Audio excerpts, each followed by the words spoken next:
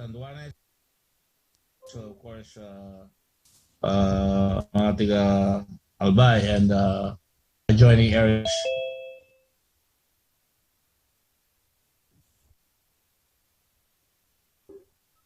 We have a program, and I just been told. I'm sorry, we're here, and it's kind of difficult to run the proceedings from here. Can somebody please guide me? Yes, sir. Good morning po. We have in this Zoom po, sir, kasama po natin yung mga media, sir, who will be asking you some questions po, sir. We have a total of 12 media on the line. So may I ask the media to start the questions po?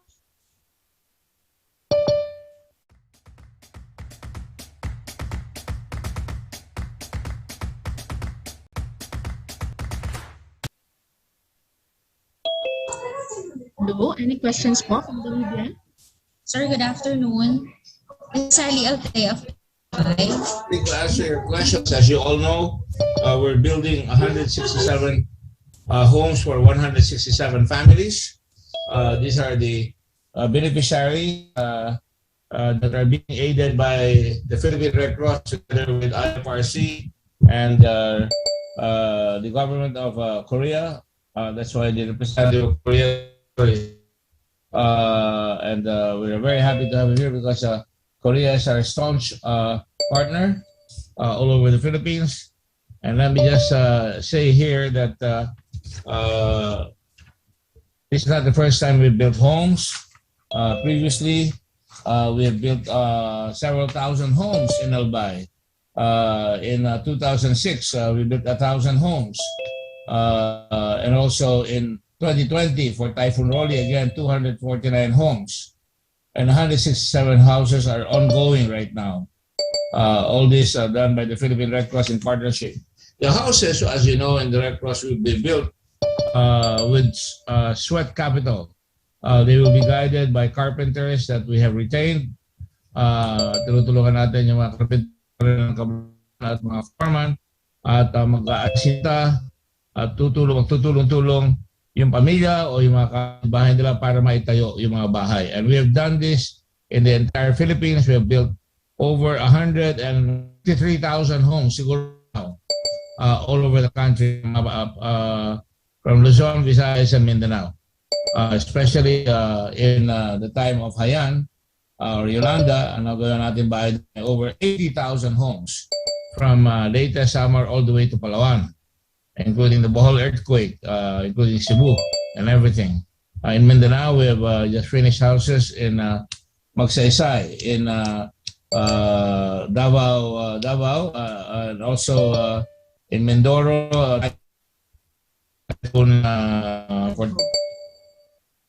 On that note, I'm just showing some how they've been built. These are the ones in Cebu that have been built. There are many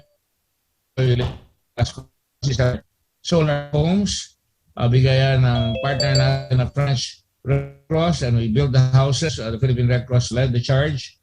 And when we build houses, makita ng mga sino na ayan, may mga litrato, yung mga bahay, may mga pangalan, yung mga nakatira dyan, at meron siyang mga nare-receive na document that shows that the Red Cross has built them already. So, on that note, I will stop the presentation muna and receive questions from our area. We want to do this because we will give it to the Red Cross, especially during these very, very tragic events such as Typhoon Rolly. We're able to do so. In fact, as I speak, several container trucks are on its way. Catanduanes, maglalagay kami doon ng 1,000 bahay. Yan ay mga bubong. Nagbigay na rin kami sa Naga, sa Camarines Sur, at sa ilang mga bayan dyan. At as I speak, makikita nyo siguro na lumalakad, doon na siguro sa Quezon. At from the customs, dinala na namin yung mga yero na ayan yung ating mga sa Catanduanes. So, I believe I would like to answer your questions. Pakita lang na po. Good afternoon, everyone. If you have questions for our chairman, the floor is now open. I think there was a question from PIA Albay earlier. Hello. Ng facilities and how many families will benefit? The cost of the project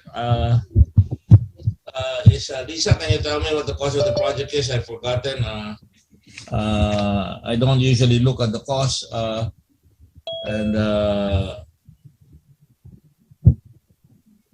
cost of the project is... Sir, it's about 30 million, sir.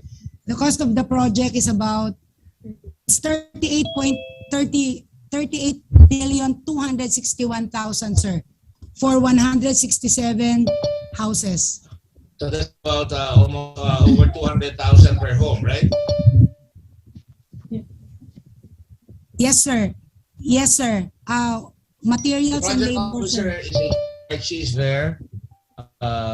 J-Lo, can you please hustle out the figures right away so you can show it to me right away, because I did not get the briefing that I wanted last night. But go ahead anyway. That is the cost of the homes, about 38 million for 167 houses. The money came from the Philippine Red Cross, from the Korean Red Cross, from the Korean government, and from the IFRC, and also the Canadian Red Cross. I want to tell you that before that, we had also worked with the UAE Red Crescent, and we had given relief goods as well as cash gifts to many of the beneficiaries there in Albay, Legazpi.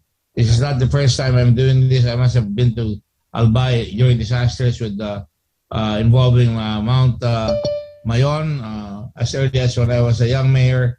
No longer ago, we were there and we brought water and we brought medicine and food. I really have fallen in love with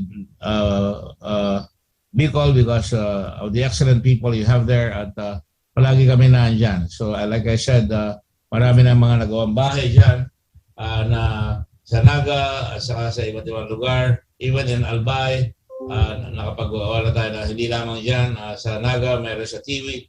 Meron tayo sa Pamplona at marami tayo na papakita ko sa inyo.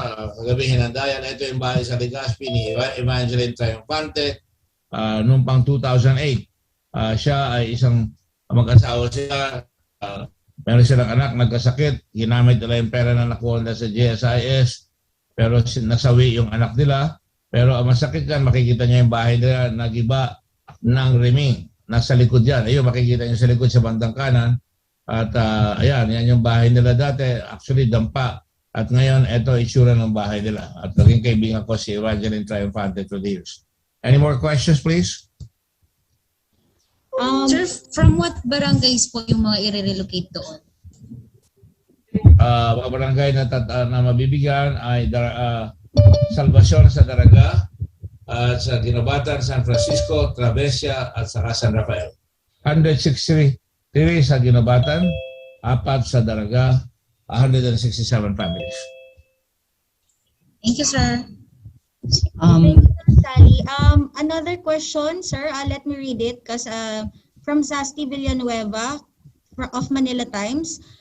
Faulty daw po yung mic niya. So good afternoon, Senator. When is the target date of completion of for those affected by Typhoon Rolly?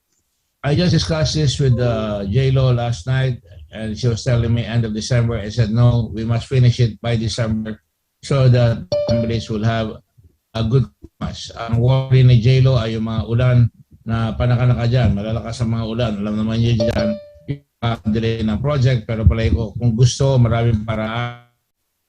Dapat ngayon mabilis na ang pagdating ng mga paggawa ng mga bahay dyan. Good morning po. Nag-uusap tayo dyan. Ang Philippine Red Cross has gotten a very, very good reputation sa paggawa ng mga bahay. Talo-talo natin ang ibang mga malalaking insidente. Wala tayong kaguluhan. Nung ako'y nasa Board of Governors ng International Federation, I was there for 8 years.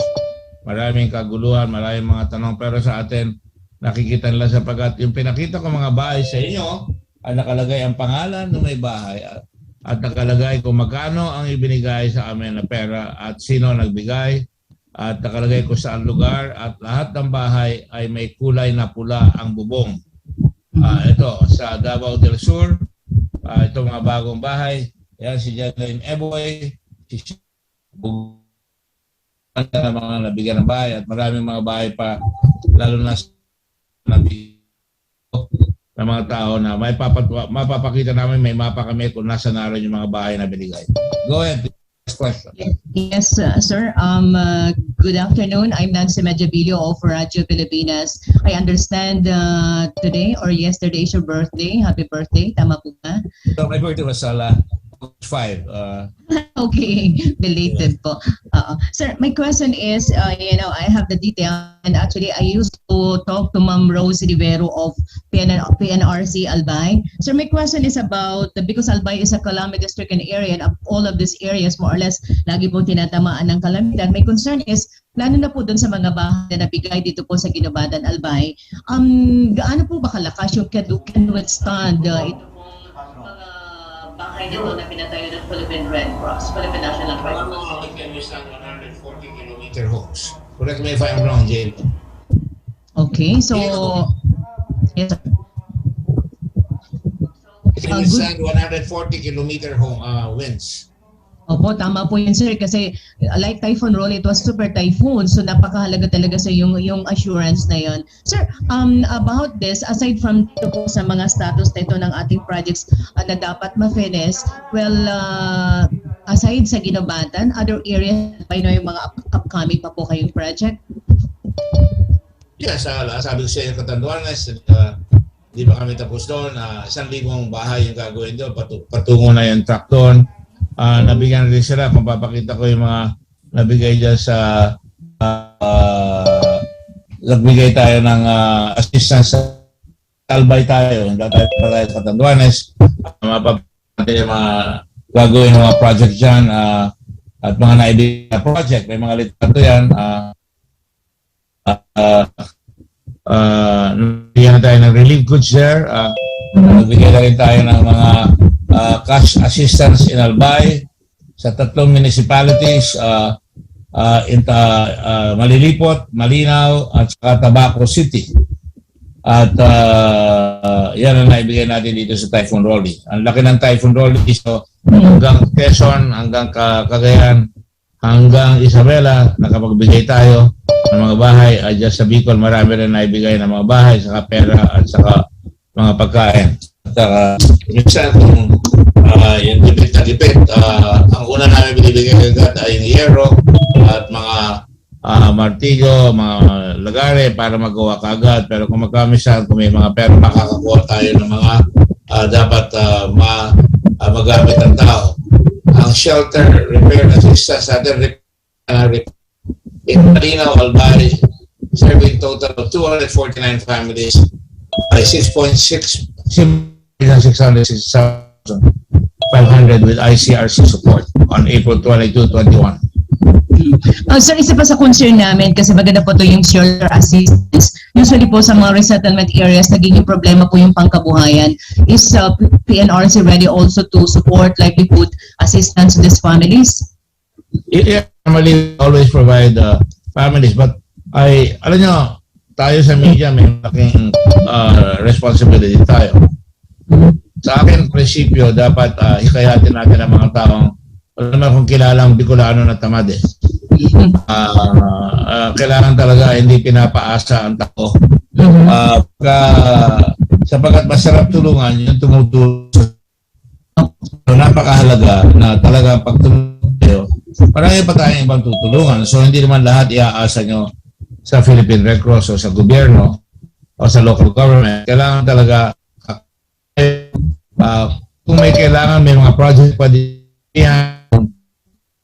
pera, meron kami mga project, nagbibigay ng mga fertilizer, nagbibigay ng himla, meron tayong mga sewing machine project na may training pa, may accountability pa yan, kaya kailangan nakahanda tama na tumulong. I've been going back and forth sa Bicol, babalik ako dyan. At marami na rin dala ko pa ibang ambassador. Makikita nyo, may I show some pictures. Ito, noong 2000, Mayon, sa Mayon.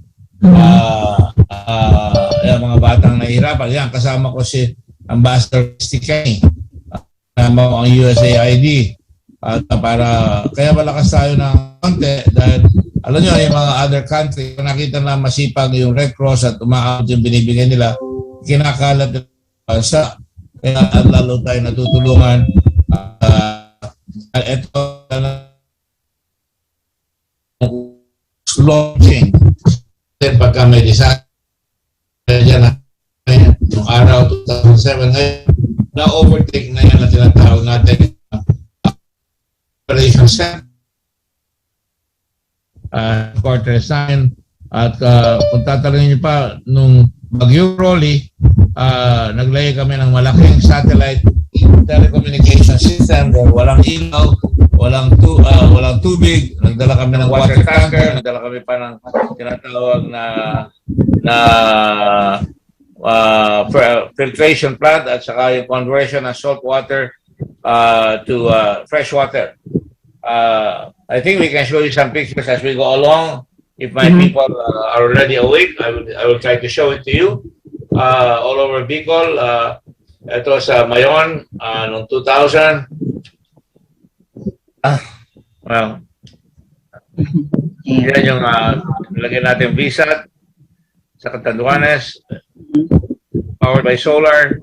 At yan ay dinadala namin pagkakailangan. At yan yung mga truck na dala natin, dala-dala yung mga yero. Dinala natin yung barko natin dyan sa Catanduanes at dumaan pa sa Albay. At yan ang mga ginagawa natin na marami tayong ang tinamaan talaga ng gusto ang Catanduanes dahil sila nasa malapit sa Pacific Ocean. At yan ang mga dala ng barko na dinala ko dyan, mga rescue truck, mga water tanker, nagdala tayo ng pickup, nagdala tayo ng mga motorsiklo. Kaya lahat ng Red Cross chapters kinokompleto namin, mabigyan ng ambulansya, mabigyan ng motorsiklo, yung mga molecular lab ng Red Cross na talagang ang Red Cross ng Pilipinas ay natatangi na this month magkakaroon na tayo ng 14 na molecular laboratories. Kaya sa COVID, number 1 ang Red Cross. Hindi namin manimit sinasabi sa inyo, ayan makikita nyo, ang na-test natin ay 3,881,234. Nangunguna sa buong Pilipinas yan at sa Greater Manila tayo ang number 1. Pero hindi yun ang point. Kulang yan. In fact, I have already suggested many times na magbakuna na yung mga 18-year-old, maturuan natin yung mga bata. If they can go to war, napakasimple lang magbakuna. So dapat maturuan yung mga bata na magbakuna. Yung mga volunteer, ginagamit namin yan. Ngayon, may mga buses pa kami na pinapadala. Meron tayong 3 sa Cebu at hiningihan pa kami. Meron pa tayo ng tinatawag. Yan, sa Marikina, ginamit na natin yan dyan. At meron tayong 3 bus ngayon sa Southern Tagalog at malamang magdadala rin tayo sa Bicol. Ayan, bigay sa atin ng Victory Liner. Bakuna bus ang tawag namin dyan at tuloy-tuloy ang pagbabakuna natin. So, ang dami-dami ginagawa ng Red Cross sa kasalukuyan. Go ahead. Sir, isa na lang po doon sa molecular lab, do you have plans na lagyan po dito sa PNRC Albay? Yeah, definitely. Either Albay or Naga. Na-decision ko na yan last week and I think we have some of the equipment already. Ang kailangan namin, nag-usap na kami dyan ni Governor sabi niya, bibigyan niya ng espasyo ang Red Cross. Pag nabigyan kami ng espasyo, basta may bahay, mabilis, ang kailangan dyan, yung tinatawag nating negative pressure na ilalagay dyan, isisil natin yan para hindi makakadala ng sakit. At magte-train na tayo dyan ng mga medtech. At ang mga medtech natin, ang sweldo, 35,000. So, maganda ang sweldo nila. At yan ay sasamahan pa natin ng tinatawag natin di lang swab, ngunit yung tinatawag natin na saliva test. At yung mga motorsiklo, papadala ko dyan, yun ang pupunta sa bahay-bahay sa mga municipality ng Albay.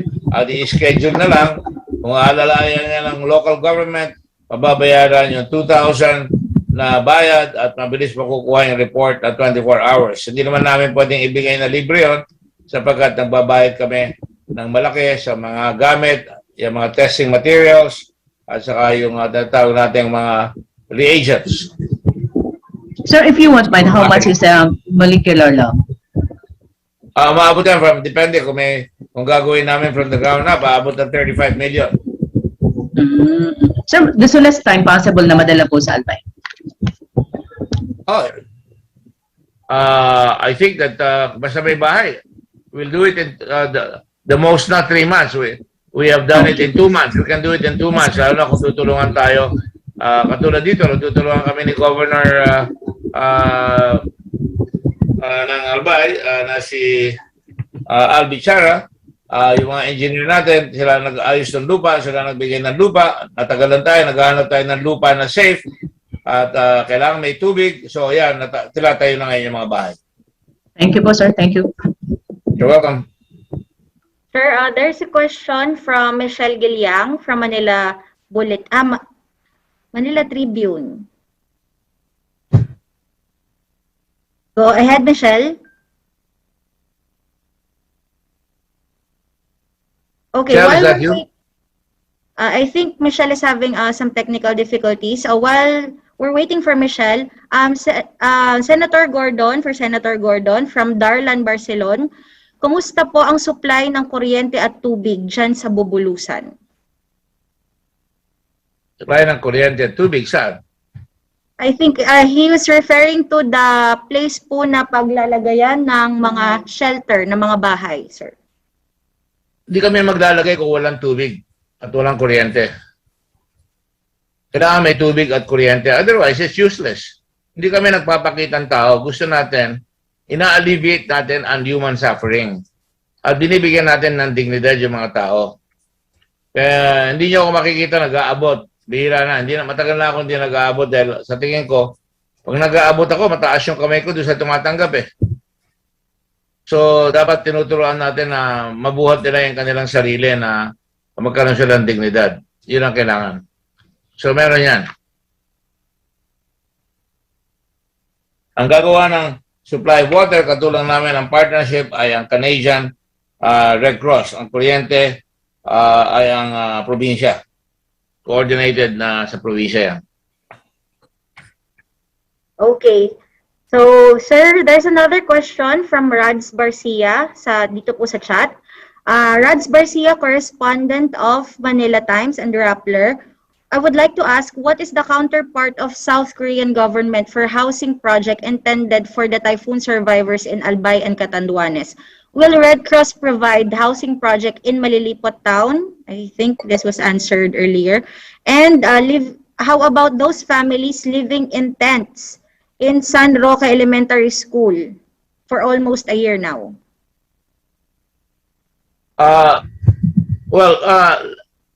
The Korean government is committed to provide us with the resources necessary para makompleto yung project. Hindi namin gagawin yan kung wala yan, no? And I'm just trying to be sure that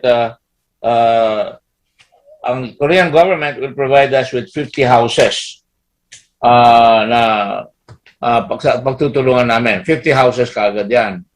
And of course, ibang partner natin, katulad ng IFRC, magpo-provide din sila ng bahay na pagtutulungan natin. Tayo, ang coordinator lahat, magtatayo. Meron rin contribution ng Philippine Red Cross. I think Lisa Zavalla can tell you about it if she knows. Go ahead. Sir, yung pong pagpapatayo, nabanggit niyo na po, ang Korean po, 50 houses.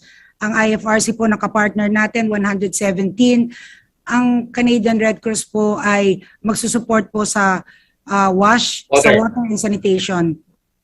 And then tayo po ang magmamanage po, ang Philippine Red Cross po, dun sa buong construction po, hanggang mapatayo po lahat ang mga bahay. And after the construction, meron tayong mga tuturo sa kanila how to maintain the houses and how to maintain, how to be able to magkaroon ng disaster risk reduction, di ba? Yes, sir. Tuturuan po sila para maging malaman nila na kapag may dumating na sakuna sila, dahil medyo mataas din po yung lugar na paglalagyan, nakaready po sila, na-train po sila saan po sila dapat pupunta, paano po sila magre-react para ma-save nila yung mga kapamilya nila at yung iba pa nilang mga gamit. In fact, ang palagi ko sinasabi, pag nagawa na ng bahay, dapat merong 143 yan na bawat north, south, east, west ng bayan. Ayan. Kung yung 167 house na yan, kailangan 44 of them will be volunteers. 11 on the north, south, 11 on the east, 11 on the west. So yan, magkakaroon tayo na magtuturo ng CPR first aid, magkakaroon tayo ng bloodletting kung kailangan, o di kaya naman pag may kailangan ng dugo, yun ang tatawag sa chapter. By the way, magdadagdag tayo ng mga blood bank dyan. Meron tayong health service para katulad doon sa nangyari sa Mindanao last month. Nagkaroon ng diarrhea outbreak, may namatay kagad na 4, doon pumasok kagad ng Red Cross at upadala tayo ng 2 tanker na tubig at kumuha kami ng filtration plant para yung kukunin sa ilog ay malinis. At malinis, meron tayong 2 DMS and ERU na siya magwa-warning, early warning kung may padating na disaster at malalaman natin kung sino mga tao doon at saan sila tatakbo kung sakaling magkaroon rin ng disaster dyan. At di pa ako natatapos doon sa 11. Meron rin tayong tracing and communication at andyan rin ang youth at saka IHL para kung nakikita may mga abuso sa human rights, marireport sa amin yan. At tama-tama, ako yung chairman ng Committee on Justice and Human Rights sa Senado. So, intindihin nyo, those of you who want to be members of the Red Cross, be a member of 143. Marami kami yan.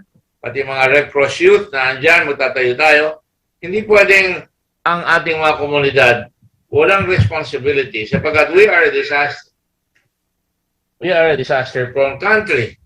And because we are a disaster-prone country, kailangan meron tayong legion ng mga tao na alam ang gagawin pagka meron mga disasters.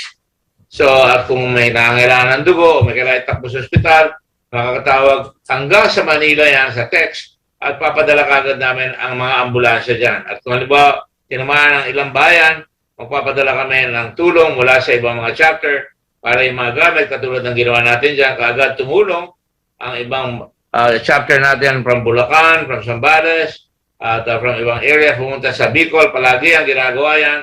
At para yung ibang hindi nakakaranas ng disaster, ay matututuloy sila at magkakaroon sila ng leadership capability para kung tamaan naman yung kanilang lugar, meron marunong silang makahawak dyan. Diyan sa tinatawag natin component ng social services, mapasok yung tinatawag nating livelihood training. So may programa yan, makakaasa kayo. Go ahead, please. Patanggal mo na yan. Okay, Chairman Gordon, meron pa po isang tanong from Ange Galero, PBN DZGB.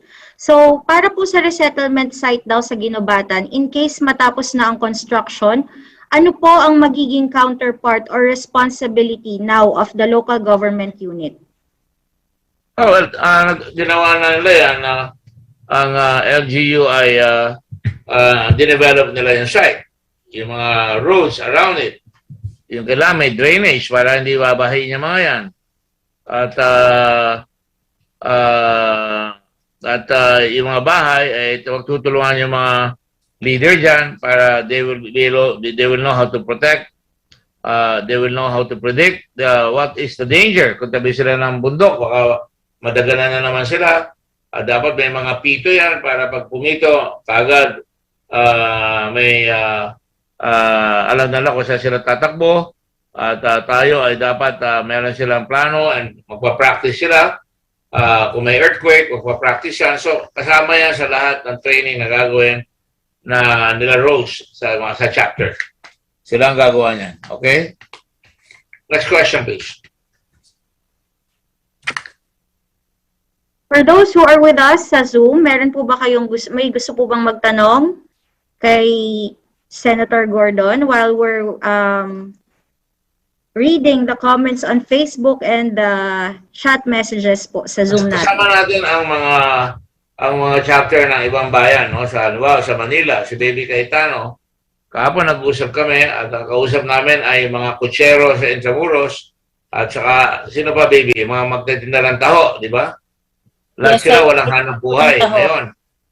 Naka-lockdown. So, binigyan natin ng ayuda kagad na pagkain para hindi na sila lalabas. Correct? Maybe? Ikaw na magsabi para alam nila. Yes, sir. Nagbigay po tayo ng tigakalahating sakong bigas sa 5 kutsero, kung sino po yung presidente, at saka sa magtataho. Tuwang-tuwa po sila kahapon nung nakausap kayo at hindi niyo raw po sila nakakalimutan. Although napakatagal na daw kayo nagkita, pero naalala niyo pa raw po sila. Pero tuwang-tuwa sila sa inyo, sir. Pero inaalala natin talaga most vulnerable. Halimbawa, kagabi, tumawag sa akin ang isang nagmamasahe na ang habang ng anak buhay niya ay bulag mula sa Cebu. Si Rosendo, ayaw ko kung nandiyan si Vera ng Cebu. Pero tinawagan ko agad si Vera, sabi ko, mukhang nakalimutan natin yung mga bulag na nagmamasahe. Hindi sila makalabas. Kaya pinag-gather ko sa kanya ngayon, lahat ng mga bulag na nagmamasahe na wala nag-aalaga at bibigyan uli natin sila ng pagkain at para supply nila for 1 week. Diyan ba iba? Si Jonas Mako. Jonas, anong ginagawa natin dyan sa Southern Leyte?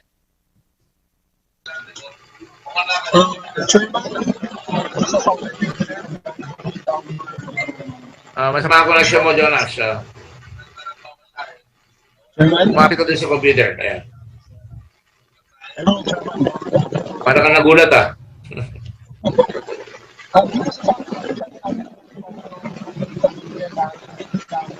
I'm sorry, Jonas, hindi ka namin makuha. Pakiayos mo muna yung iyong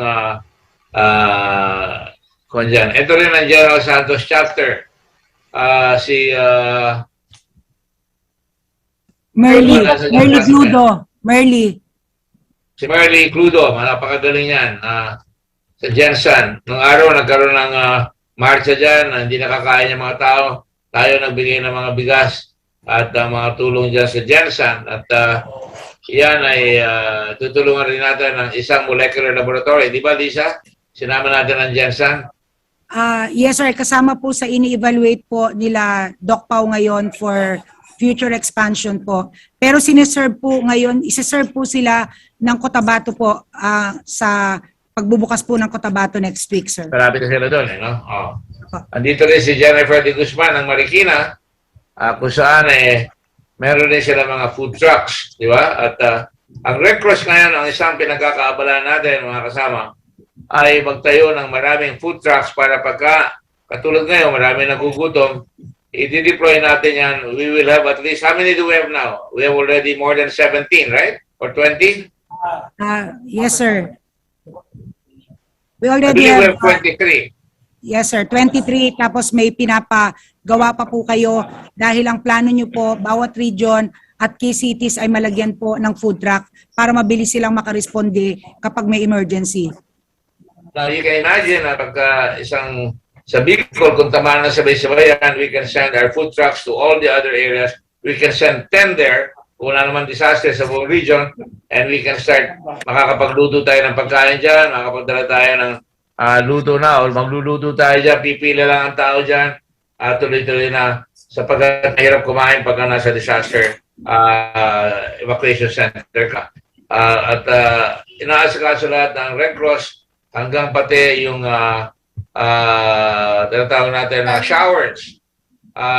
Meron tayong mga showers, halimbawa, na tinatayo sa mga evacuation center. Yan ang hindi mo nalalaman. Kaya sinasamantala ko itong pagkakataon na ito para makita nyo. Ayan, halimbawa, ginawa natin yan sa Marawi. At nakikita nyo yung 2 jerrycans, pinapalitan niya pag may nakaligo na. At bubuksan lang yan, shower na sila. May sabon na yan, kompleto na. At covered dyan, lalo na yung mga babae. At may mga toilet tayo na hina-hire natin para hindi nagbababad yung dumi. Ayan, sa bahay yan. Pero yung sa mga evacuation center, meron tayo na nilalagay dyan yung anong tawag doon pagka may show. Portalets, meron tayong mga portalets na nilalagay dyan. Katulad sa Batangas ngayon, meron tayo yan. Kompletong-kompleto ang ginagawa natin dyan. Jonas, are you ready? Yes, sir, man. I'm ready. Good afternoon, everyone. O yan yung mga portalets natin. Ayan, yung portalets ay may tigalinis yan araw-araw at we make sure na maayos yan. At pag nagpa-funding ay may pebbles yan. Nilalagdagan namin ng pebbles yan. Katulad yan. No? Ayan, maayos. Go ahead, Jonas. Go ahead, Jonas. Yes, Chairman.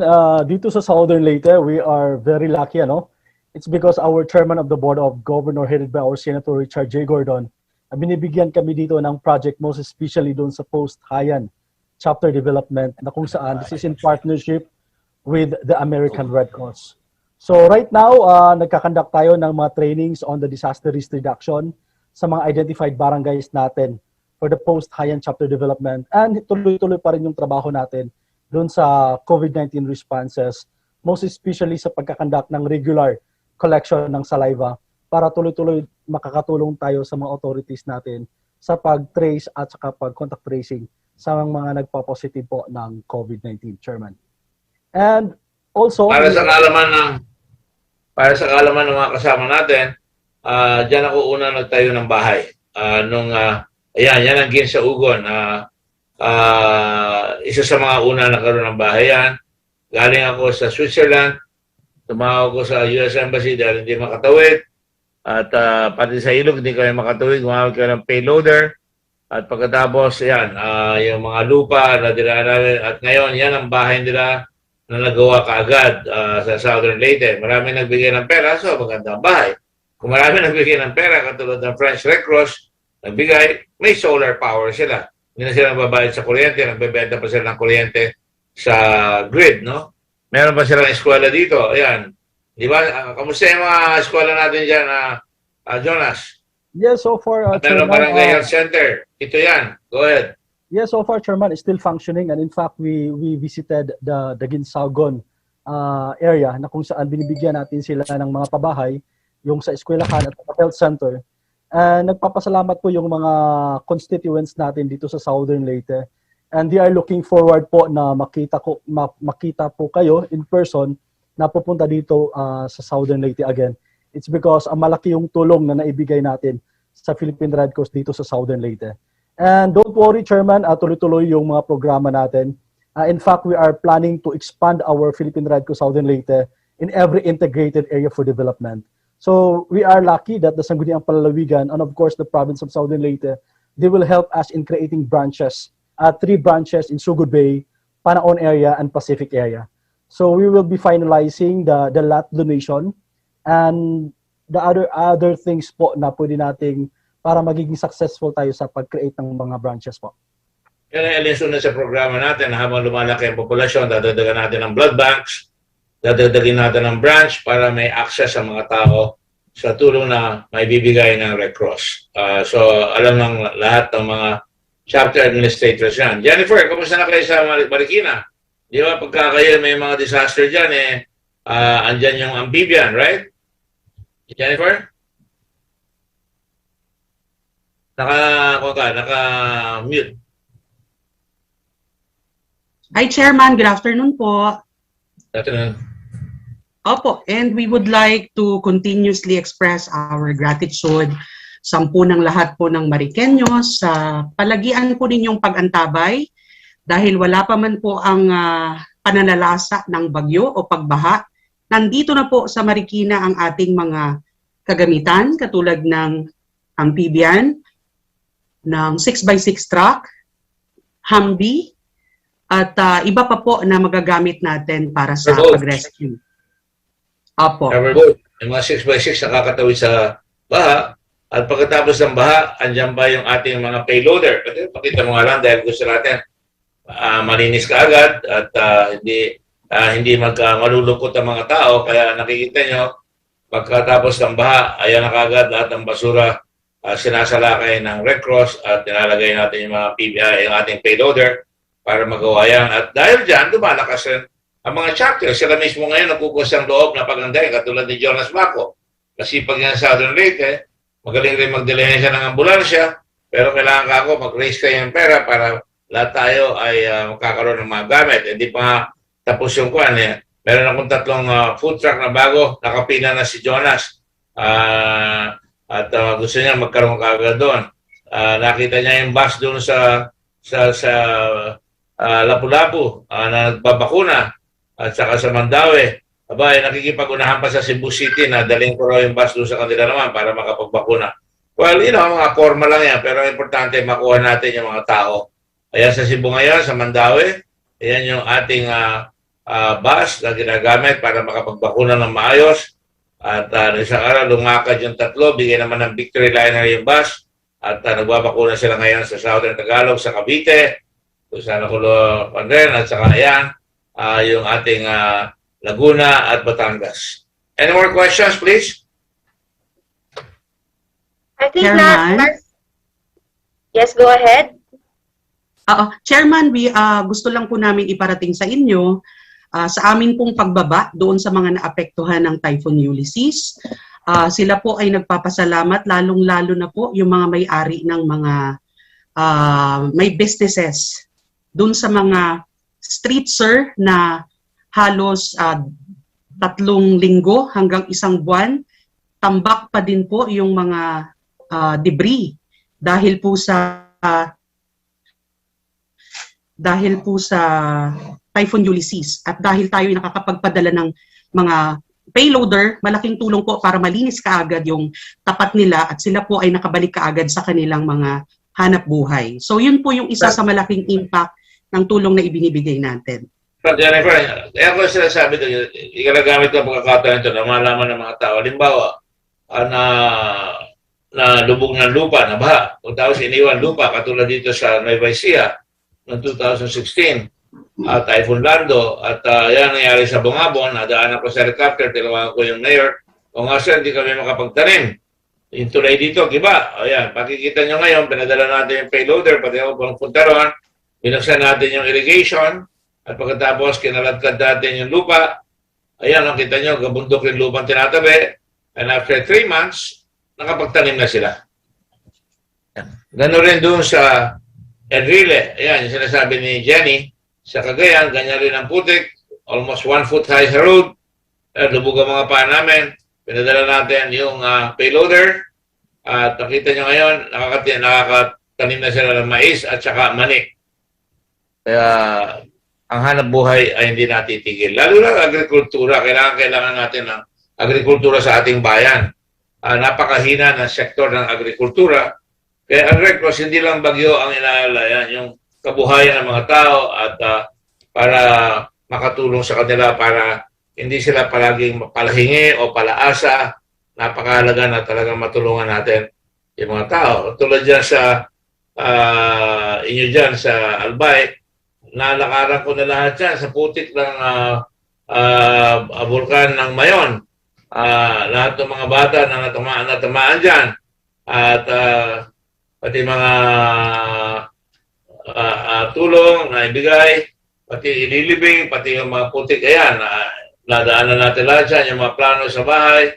Kasama ko pa noon ang Secretary General si Corazon Alma de Leon. And then, hindi makaabot siya. Ayan, pati na tayo, kasama na nagpapala dahil nakakaawa yung mga tao, kailangan matanggal yung lupa sa looban ng kanilang bahay at lahat na halos sa ata ng baha sa ating bansa. Nalasahan ko na, nalalakad ko na lahat ng putik sa Ginsa-Ugon, sa Leyte, sa Samar, sa Marikina, sa Cainta Rizal, lahat halos. At di lang sa Olongapo nung bata pa ako, sa Pinatubo, lahat ng bulkan, Taal na napuntahan natin dahil kailangan masubukan mo para maramdaman mo yung hirap ng tao. Para alam mo ang gagawin mo. Hindi ka dapat na nag-aalangan para pag bumalik ka, alam mo na ang gagawin mo pagkatapos. At yan ang mga masasabi sa inyo na ang Red Cross hindi natutulog sa liderato ni Senator Gordon. At kahit na pumunta tayo sa Naga, mapunta tayo sa ibang lugar, kompleto, pareho pa rin ang serbisyo. Ang mga relief natin, makikita nyo dyan. Hindi naman ako tinutulong ng staff kung nakalimutan ko na yung mga pangalan. At sabi ko, ilagay yung mga pangalan ng mga bayan. Alam ko ito sa Naga, sa Camarines Sur yan. At hanggang Quezon, hanggang lahat ng lugar. Okay? Any other questions, please? Sir, pahabol na lang po, Senator, from Radyo Pilipinas. Sir, aside from being Senator, siguro what inspires you in serving as Chairman of PNRC and behalf of the men and women of PNRC? Well, you know, ako sanay na magtrabaho na hindi lang isang posisyon eh. Bata pa ako, nung bata ako, nagsasakristan ako. Boy Scout ako. Sanay ako sa extracurricular activities na development skills ko ng mga magulang ko. At nakita ko, nagtatrabaho yung mga magulang ko para mapa-art kami. Meron kami 4 na restaurants, meron kami sinehan. Natuto ko magpatakbo ng projector, natutuhan ko mag-usher sa sine, natutuhan ko sumigaw ng order sa kusina ng mga restaurant namin. Sa eskwela, gano'n rin ako. Nung nasa Ateneo ko, nagpupunta ako sa welfare bill tuwing weekend. Walang oras na patay sa akin. Lahat ginagawa ko. Kung wala akong ginagawa, kung hindi ako cheerleader ng Ateneo, kung hindi ako nakikipag-debate sa ibang eskwela, o hindi ako nakikipag-diskusyon, o nagiging ROTC officer, ginagawa ko. Tapos nung ako naging ang nanay ko may chairman ng Red Cross ng Olongapo for 63 years. Nakikita ko siya gigisingan, maghahanap ng dugo para sa mga tao. Dahil nung araw wala pa masyadong blood bank, so siya ang humahanap ng dugo. At nakikita ko pag may natutuklaw ng ahas, o napagbaha, o kaya nakakagat ng aso, may vaccine. Kaya gusto ko magkaroon tayo ulit ng mga vaccine centers sa ating bansa. At ako, yung ating buhay sa Red Cross, diyan ako kumukuha ng lakas ng loob kasi kumisa nakakalungkot dahil yung gusto kong mangyari sa bansa napakabagal ng enforcement ng batas. Kaya makita ninyo, handa tayo. Nung nagkaroon ng earthquake sa Cabanatuan at saka sa Baguio, nandun kagad tayo at marami tayong nasagip doon. Yung isa nasagip ko, teacher na ngayon. Yung iba, nadala ko sa Subic para maoperahan yung mga paa nila. At nung tumungtok ang Pinatubo, mga ita, niligtas natin, yung mga tao natin, ibinangon natin ang bayan, nabaha pa kami, sama ng lahar. At tapos, nung makabangon kami, pinalis naman ng mga senador yung base militar, nawalan lahat ng trabaho. Mabuti na lang, malayo ang ating pag-iisip na magkaroon tayo ng handa na gagawa ko ng Freeport at ako naglabi sa Kongreso. Hindi ako naghihintay na tulungan ako. Hinihintay ko, magawa natin kagad. At ayan, nakikita niya, naglalabi ako sa Senado. Pakibilis na mo lang yung pictures deal. Ayan, makikita niyo. Dahil hindi lang naintindihan na masyado yung Freeport. At kasama ko ang mga tao namin, naglalabi dyan. At makuha namin, kasama ko rin sila nag-volunteer sa Subic para hindi manakaw. So ako, pinapalabas ko yung galing ng Pilipino. At mga bata, kinukuha ko, mga galing sa FPU, sa UE, sa Bicol, meron tayo sa Negros, meron tayo sa Harvard, sa Stanford, meron tayong mga Amerikano na nag-volunteer, may Singaporean. So, nagawa namin ng Subic at kagad-agad nakatayo, may hanap buhay. Nagkaroon tayo ng FedEx, nagkaroon tayo ng, ayan, nakuha natin yung FedEx, kaya sanay ako din sa satellite, nakita ko yung mga ginagawa namin ng araw. At pati sa, ayan, yung airport, pinaayos natin, pati tunnel, ginawa natin. So, makikita nyo, ang laking tulong ng Red Cross sa akin, kaya hinihikayat ko mga bata na sumali sa Red Cross. Sapagkat pag sumali kayo sa Red Cross, you become a leader. You're exposed to this. You're exposed to caring. Kailangan may kusang loob, malasakit at kapwa-tao. Hindi yun, nagtatayo ka lang ng mga center o blood bank. Kailangan naghahanap ka na magbibigay ng dugo. Hindi ka asa sa gobyerno. Kailangan mag-volunteer. Dito, asanay na sila yung tao. Para ba pagka magbibigay ka ng dugo at maniningil ka, masama ka tao. Isa namin kukunin yung mga pambabayad namin sa mga medtech. Lahat natin kukunin mabayad sa kuryente. Anong natin nag-test tayo ng molecular laboratory, syempre may bayad, babayaran ng gobyerno, dapat yan. Yan tungkulin ng gobyerno yan, binabayaran nila mga ospital, lahat yan. Abay, dapat, huwag tayo maghintay. Kaya sabi mo sa akin, what makes me really happy is because although I have 2 jobs, sometimes 3 jobs at the same time, nakikita ko na naiangat natin ang moral ng tao, naiangat natin ang hope ng tao, na hindi sila susuko, na hindi sila magiging fix the blame o palasisi, ngunit sila mismo ang gagawa ng paraan para maiangat nila ang buhay natin at lumakas ang ating bansa. Sapagkat ibang bansa, katulad ng Hapon, inabot ng Amerikano yan, naka-kimono lang yan, naka-samurai sword, pero in 40 years, pinalubog nila yung barko na yung fleet ng Russia na 1905. Pero yung Korea, tingnan nyo si Hidilyn, masipag, talagang hindi never say die. O yan, nabuhat niya. O ngayon, nagkakadara pa lahat yung gustong makisawsaw sa kanyang success. Good! Pero dapat, nung nagpa-practice siya, dapat doon natin tumutulong. Kaya sinasabi ko minsan, niloloko mga tao, pagka may sakit ang tao, doon tayo tutulong. Sapagkat sigurado pag namatay, maraming makikilabang, maraming makikitulong. Pero pagka hirap na hirap yung tao, wala siyang pera pambayad sa ospital, doon tayo tutulong. Kaya meron tayong dialysis center. Okay, kung wala nang maibayad sa dialysis center, libre yung dialysis ng Red Cross. Sabi sa akin, huwag ka pumasok dyan, malulugi ka dyan. Talaga pinilit ko. At ngayon, nilabi ko rin naman sa gobyerno na, meron tayong university healthcare. Pagka hindi niya na matapos yung dialysis, yung mga tao pupunta naman sa akin yung 90 na treatment.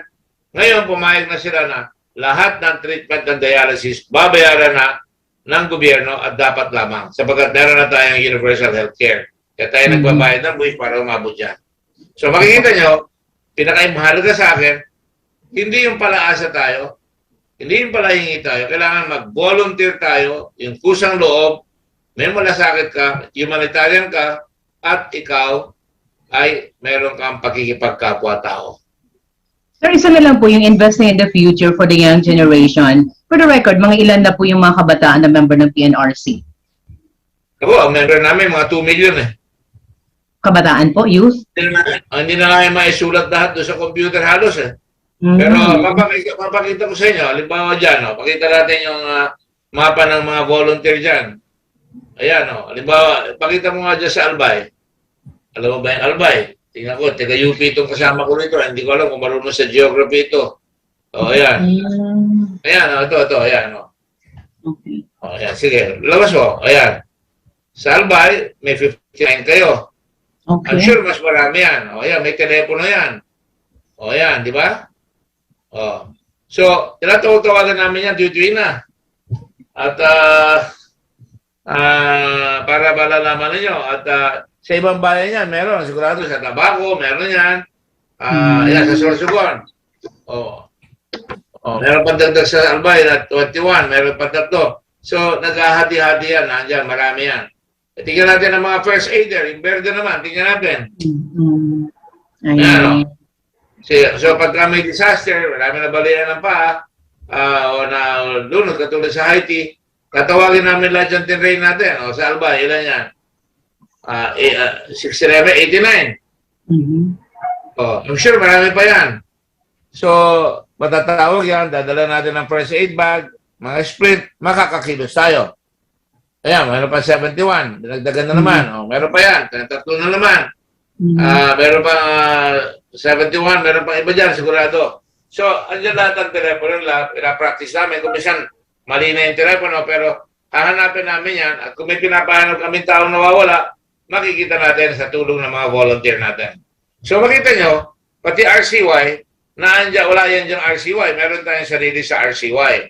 At ang nagpapatakbo ng RCY ay isang Naga, si Tess Bongdial. Andiyan ba si Tess? Kanina nakita ko si Tess. Tess? Ay, nako, nawala na ata. Punta na doon sa boyfriend. Hirap pagkadalaga, nagpupunta sa boyfriend. Tess, andiyan ka pa? He's having internet connection difficulty po earlier. Sige. So, yes, marami mga kabataan sumasama sa atin. In fact, nasa board namin lahat, mayroong kabataan sa board. Ng lahat ng branch.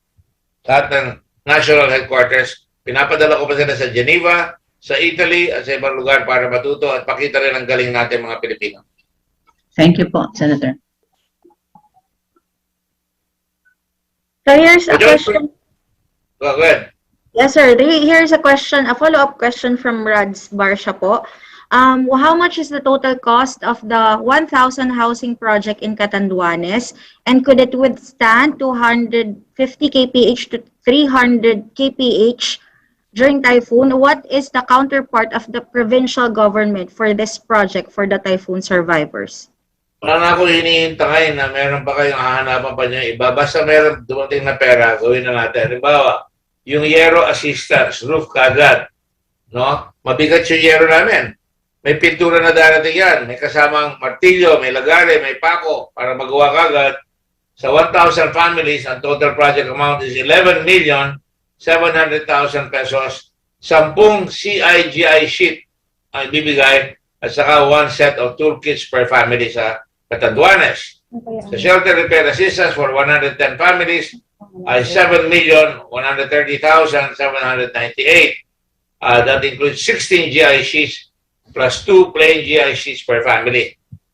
Tapos livelihood assistance for 1,000 families is 11,741,000. At yan ay kasama na ang training sa livelihood at saka sa iba't iba pa. Mayroon pang 10,000 assistance at 200,000 assistance sa CMLP training. Support to vulnerable abaca farmers. Ayan, pinag-usapan namin ni Governor yan. Na total project amount is 7,722,000 dahil nalalos. May retrato tayo ng mga abaca. Nakatulog na naman yata yung mga kasama ko rito. Makikita nyo yung abaca na andyan. At sinusuportahan natin dyan. Sa Camarines Sur, meron rin tayong yero assistance. Right? Diyan nagmamadali tayo eh. Kasi pag nag-iba, hindi ko kagad magagawa yung bahay. So idadalang kagad natin ng yero para matakpan yung mga bubong. Makikita nyo yung litrato nila. Diyan, kung naandyan, naikasa. Pwede magtulog para mabilis. So andyan lahat. Meron tayong yero, meron tayong mga binibigay kagad para matapos kagad ang ating ginagawa dyan. Lisa, nasan ba si J-Lo para matulungan niya yung dalawa rito dahil napapagod na rin sila. Hindi may pakita yung mga dapat ipakita. Andyan po, kasi dami. Alright? So, yan. So, yan. Sa livelihood assistance sa one. Meron tayong tinulungan dyan, si Miss Pante. Saan barangay yun? Sa municipality yun? Binigyan natin ng di lang yero, di lang pambahay niya, 3 anak niya. Nagsasaka siya doon sa, yan siya. Nagsasaka siya na kumikita lang siya ng 1,500 a month, yung mga tinutulong niyang gulay para sa 3 niyang anak. Binigyan ko ng cellphone para yung anak niya makapasok sa eskwela dahil no face-to-face contact. Nabigyan natin ng cellphone niyan para makapag-aral. So marami tayong mga ganyan project na ginagawa at ayan, si Rowena, ayan, nagagawa na yan. Andiyan ba yung Camarines Sur sa Salabanga yan, di ba? Salabanga. Municipality of Salabanga. Nabigyan rin tayo ng assistance doon sa grupo naman ng mga Puente Bella. Ewan ko, nakalimutan ko kung anong district yan. Hindi ko tinitigyan yung mga distrito. Tinitignan ko lang yung mga tao na tutulungan. Andiyan, ito sa Capiz. Oh. Sa Capiz, ilan ang naibigay natin na bahay sa Capiz? Wala pala sa Capiz. No? Wala ko si Konyon. Ambassador Kim is your representative there. Maybe you should say a few words later on the formal program itself. But in the meantime, we have all these na nakikita nyo ngayon. Meron ba tanong? So far, I think that's the last question, Chairman. Shirsha would like to extend his greetings, sir. So thanks to PRC Response and Recovery teams for excellent work in bringing assistance to the most vulnerable. And American Red Cross also provided us with 3 new brand new food trucks na gagawin na. And Shirsha, at tawag ko sa kanya, Mr. Taliban, dahil Afghan. Yes, sir. Thank you. Thank you, sir. He's a good man, a humanitarian at heart. He's with the American Red Cross. Go ahead, Shirsha, tell us about your story. Thank you, sir. I was listening to the talks that you explained very well, and it's really amazing that how the the Philippine Red Cross response team brought all those assistance in that difficult situation. I was there with you one time, and I went also the other time to see the recovery project and cash to Abaca. The team is really hardworking, very well done, and very professional. And yeah, congratulations for that. Thanks.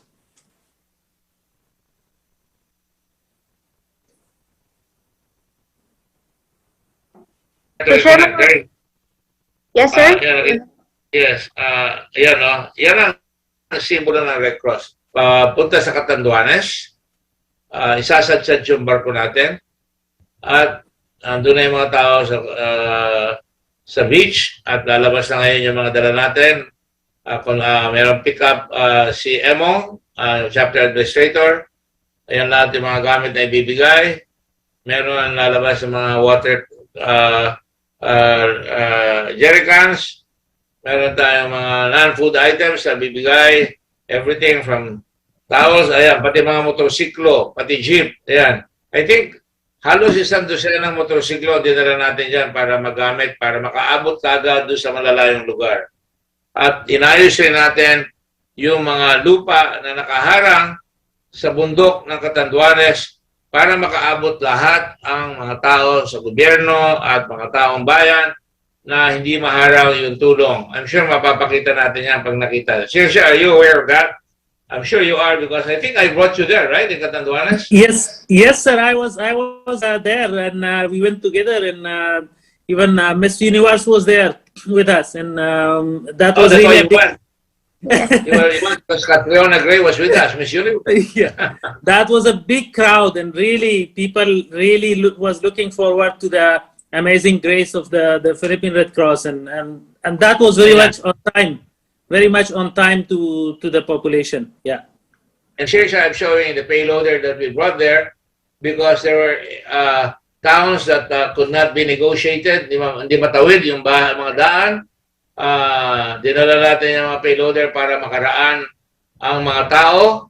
At yan, no? Ganyan kahirap dumaan, nabuksan natin. Andiyan rin naman ang Department of Public Works. Pero at least ang Red Cross hindi natutulog, hindi nanonood. We are carrying the load as well, and that is what our country must do. We must carry all the load. Huwag tayong palaasa. Paulit-ulit. Ayan, pati mga water tanker, dala natin sa Albay. Ayan, ito sa Eastern Bicol Medical Center. Ayan yung mga tubig. Ayan, nakasabay ko pa si Lenny, Vice President Lenny. Isang punta ko dyan. Dami ko na napunta sa Catanduanes, pati doon sa nagtatagong bayan, napuntahan ko yung Tumago.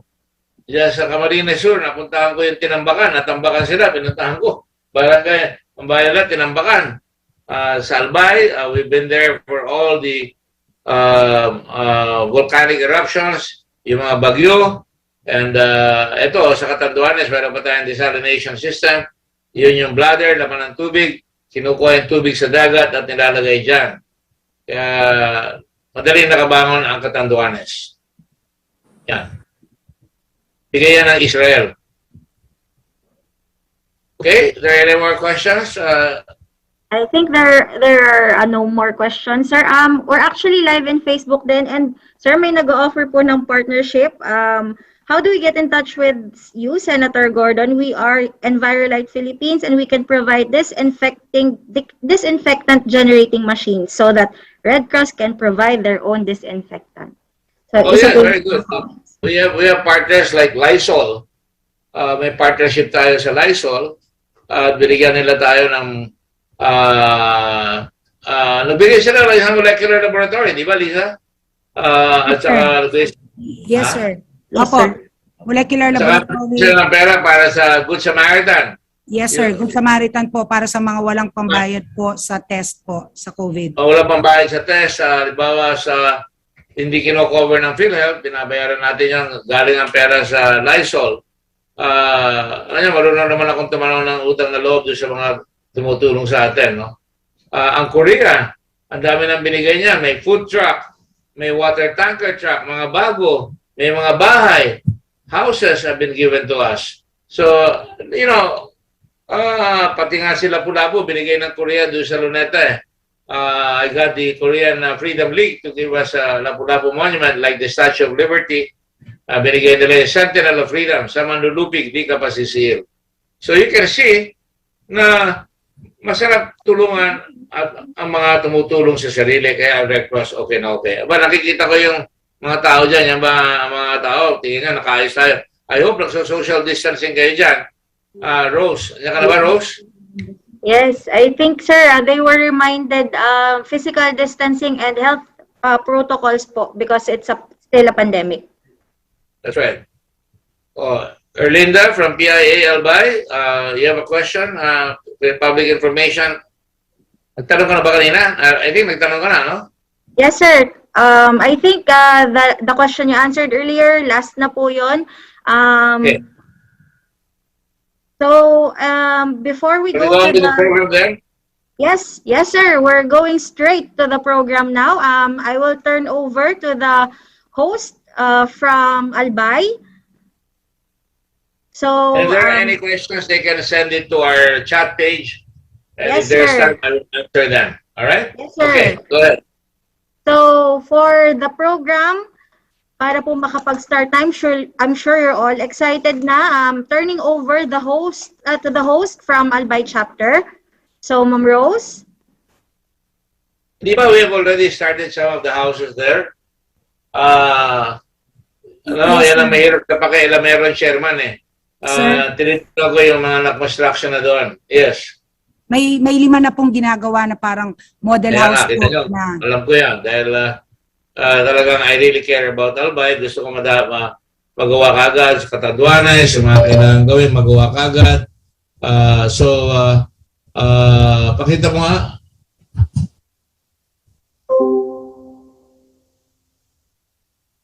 Okay, I think we can go ahead already while we're looking for it.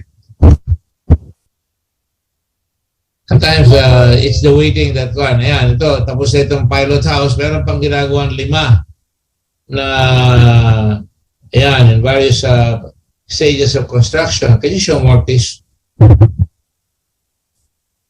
Ayan. Go ahead. Shall we start?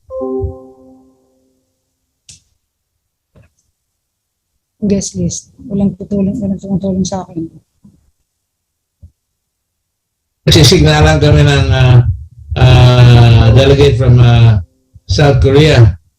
And I showed her the love sign from South Korea. Ayan, o. Ma'am Rose, turning over to you po. Yes, we're ready. Yes po.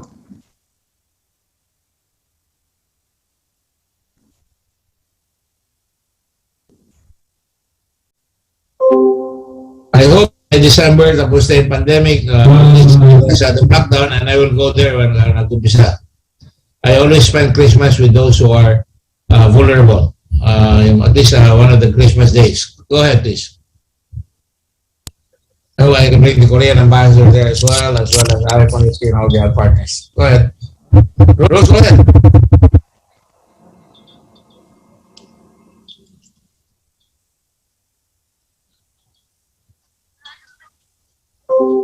Adrian, I think you're the key.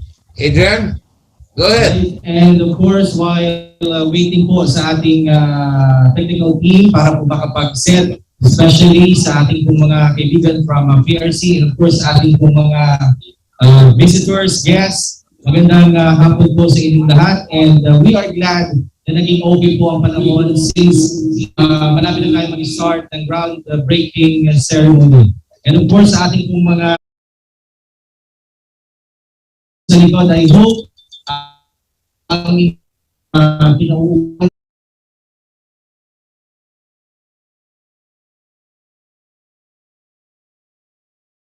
to take your sabihin natin tubig para hindi po tayo ma-dehydrate ngayong araw ito. And of course, welcome din po sa ating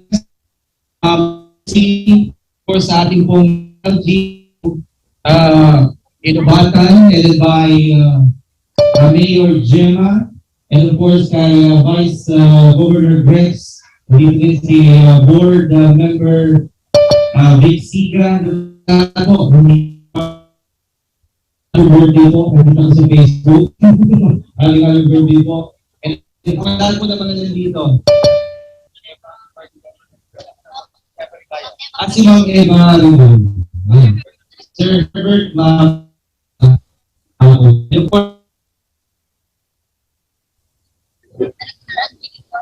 And of course to Director Anthony, ang ating director from youth sector. Magandang ating po sa inyo.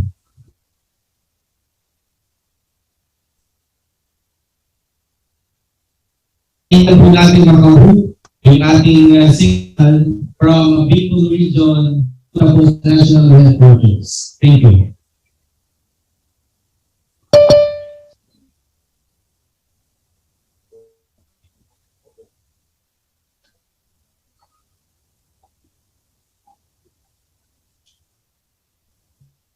And of course, we would like to acknowledge our representative of Congressman Saldi Po from Acumartilis, Ma'am Melinda P. Ibeo. Okay, magandang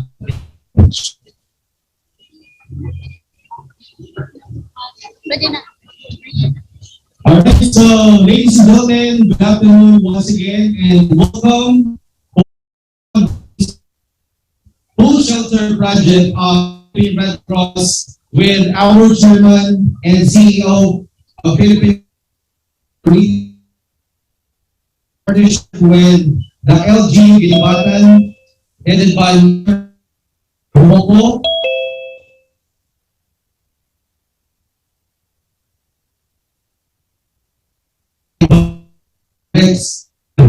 So at this point, for Director Angeline Pei Wasa, DOD of the youth sector, and to be followed by the singing of the Philippine National Anthem and the Philippine Red Cross Team.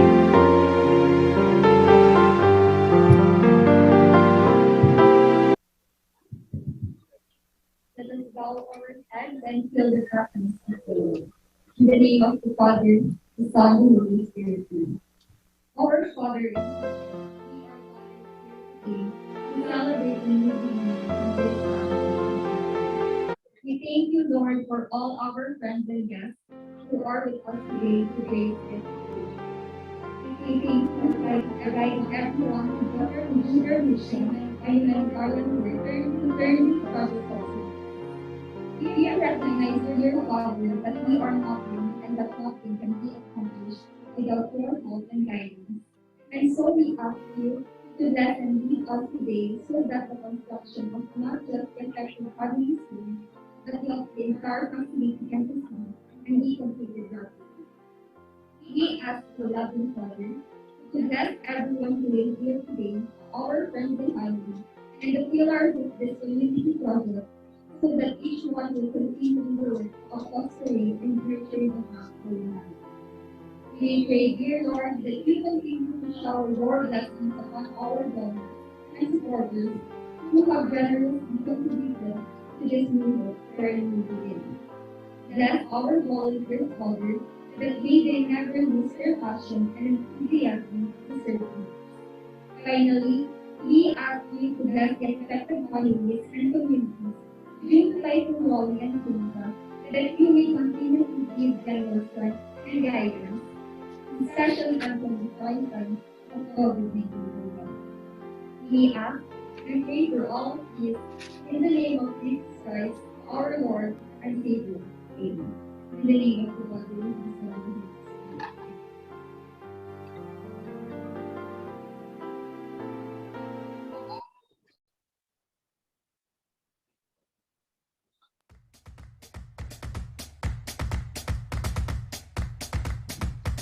Please remain standing for the singing of the Philippine National Anthem and to be followed by the singing of the Philippine Red Cross hymn.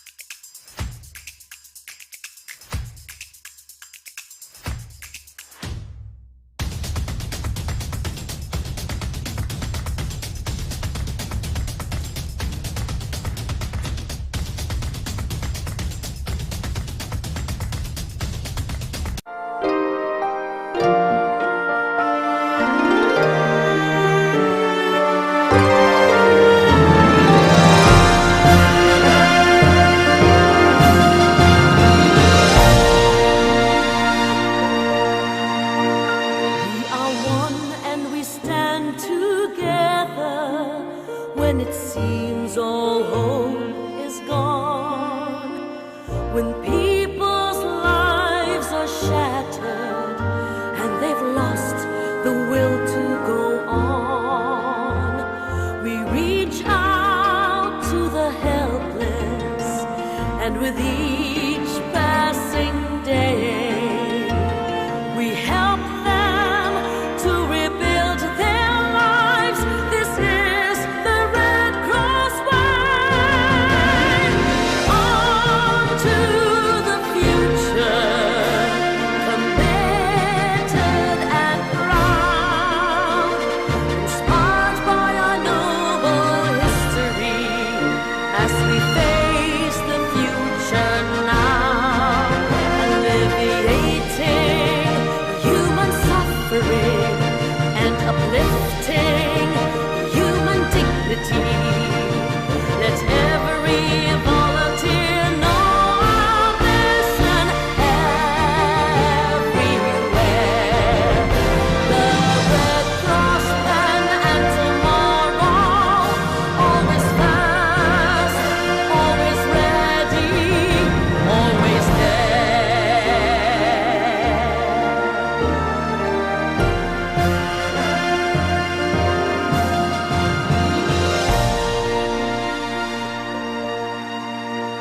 We are one and we stand together long after a storm has gone. When the world no longer watches, we do what must be done. With selfless kindred spirits who quietly move on in a quest to spread compassion. With all our hearts we sing a song. On to the future, committed and proud, inspired by our noble history as we face the future now, alleviating human suffering and uplifting human dignity.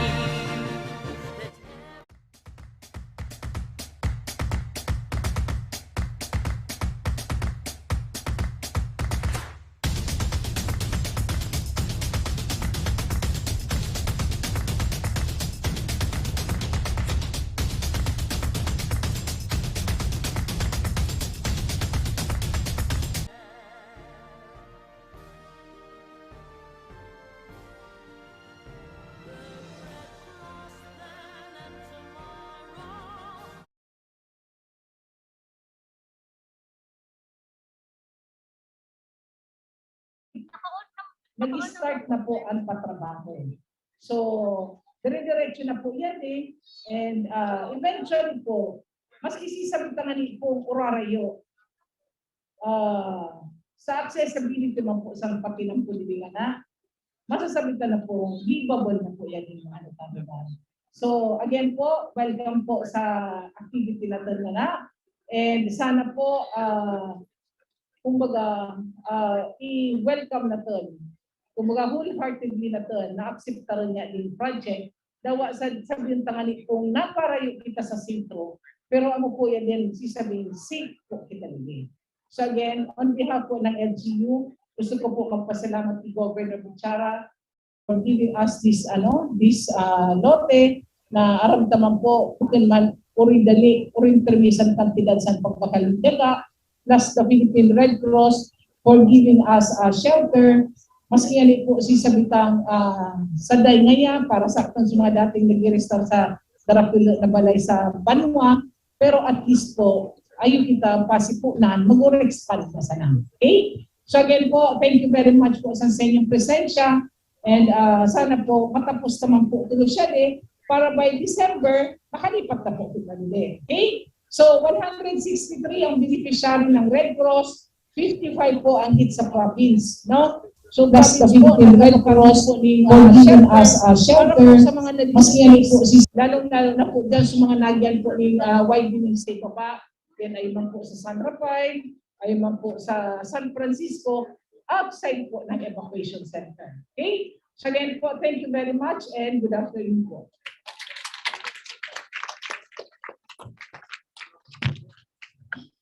All right, so thank you so much, Mayor Gemma. All right, so at this point, ladies and gentlemen, let's move on for the project briefing. So ladies and gentlemen, let's all watch this.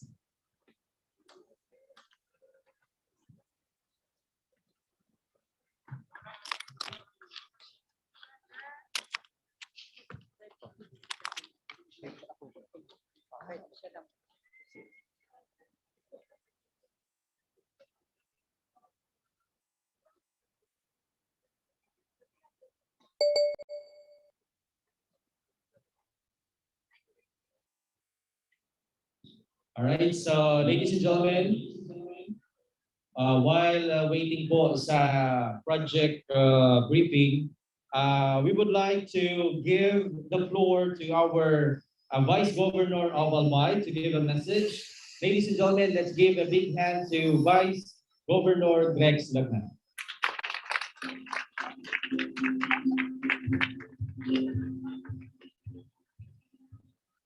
Thank you very much, Mr. MZ. Of course, I would like to acknowledge the help, the tremendous support of Honorable Senator Richard Gordon.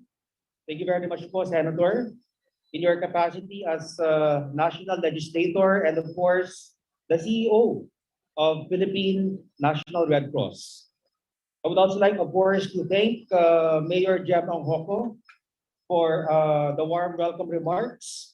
Nakalaang tabing tabang ang MSWDO, ang PSWDO sa pagpreparar tabi socially sa mga relocatees po sa barangay San Francisco, Bubulusan, San Rafael, and Travesya. But of course, may ako tabing pasalamatan ang presensya ni Barangay Captain Toto Olmeda. Thank you very much, Kapitan, for your presence as the host barangay. May ako matabi acknowledge ang presensya ni Councilor Benny Padua para pakantatabi, si Councilor Benny, and of course, si Councilor Bob Banyaga, Kandidabatan. Thank you very much for your presence. And of course, may ako tabi ako ngunyan on behalf of Governor Al Francis Bichara na talagang inipong proyektong ini, siya ang turo sa mga arkitekto, one of the main architects of this project. At nahiling taman gabos, na ang sagutin ang panaluwigan ng Albay, na ang tabi si Duwatang board members nag-attend, very important groundbreaking. Down po si 3rd District board member, Eva Josephine Ribaya, para pakantapita, si BM Eva, and of course, also in his dual capacity as board member of the 1st District and as one of the directors of the Philippine National Red Cross, down po si board member Victor Ziga Jr., para pakantapita. Ayan, so sabi ko na kasuba ko, talagang ini po concerted effort kang kadapol ng mga agencies ng gobyerno. Diyan po si GovAl, diyan po ang SPA, and sabi nga ni kasuba ko ni Madam Eva Graheda, kang PSWDO, kay Juan Mantabe na i-acknowledge ang tabang ng Philippine National Police.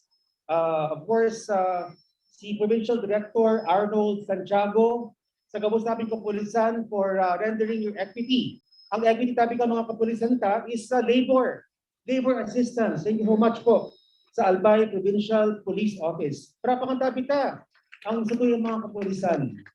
So mga tugang na hiling ta na pag talaga may maray na proyekto na pig-propose si Governor, diyan kami pirme. Diyan tabi dyan si Provincial Engineer, ang satuyang birthday boy. Na today is his birthday mga tugang, si Provincial Engineer, Dandy Baclao, para pakanta. Yan, pero tabihan sa mga mayor na partners ni GovAl. And makaugnawang kapag talaga may maray na proyekto, everyone is on board. All hands on deck. So talaga mahiling ta na ang sarong araw-kaining partnership with various government agencies is very important sa araw-kaining katukula na project para po sa mga, of course, victims ng Typhoon Strolley, Ulysses, and ano pa ba yung sa Typhoon? Hinta. So there were 3 typhoons po last year that tested the resilience and the adaptability of Albayanos. And rest assured, pag may arga mga problema, piling yaon din si Gov, yaon po ang SPA, yaon si Mayor Gemma, piling ready magtabang. Concerted effort po ini. Hindi pwedeng magibo to the effort of one person or one institution. So maya ko po pasalamatan ng Philippine Red Cross. So kamusta kami niya ODD ng mga director and ranking officials. Thank you very much po sa tabang nindo and nahiling kuman. Ang ko yung amigo na former board member ng 3rd District. Down po si Herbert Serrano Borja, former board member ng Pakantapan Tabi. And ang Ako Bicol. Ako Bicol is here perhaps to see kung paano naman sila makatabang. Ano daw tabi, no? Si Congressman Zaldico, Congressman Pido Garbin can also chip in their help. Or baka sila chip in, magtabang na talagang toda para talagang madagdagan pa ini mga shelter units dili tabi sa laogang relocation center sa Bubulusan.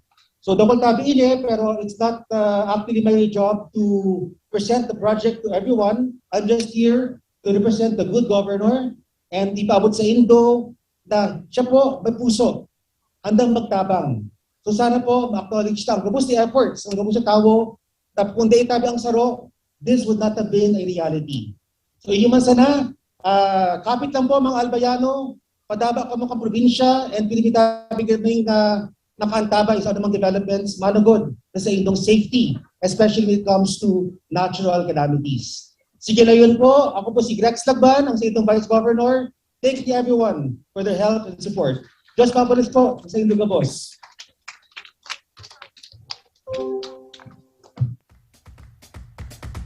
So much, VG Grex. Maraming salamat for that message to each and every one of us. So at this point, ladies and gentlemen, let's move on to the project briefing. So ladies and gentlemen, let's all watch this.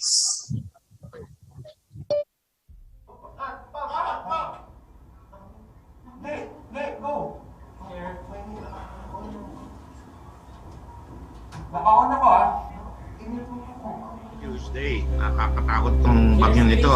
Ang huling contact namin ay talagang malakas na masyado na yung hangin at malakas na yung ulan. Tinuklap na yung bubong ng Red Cross doon at palay ko, ang kinakatakot ko baka maraming mga bahay na natamaan dyan. Sa ngayon nga, patuloy na binabayo pa rin ng malakas na hangin at ulan ang probinsya ng Albay. Tayo nagpunta the day after the typhoon. Kausap ko dyan gagagaling ko sa Catanduanes.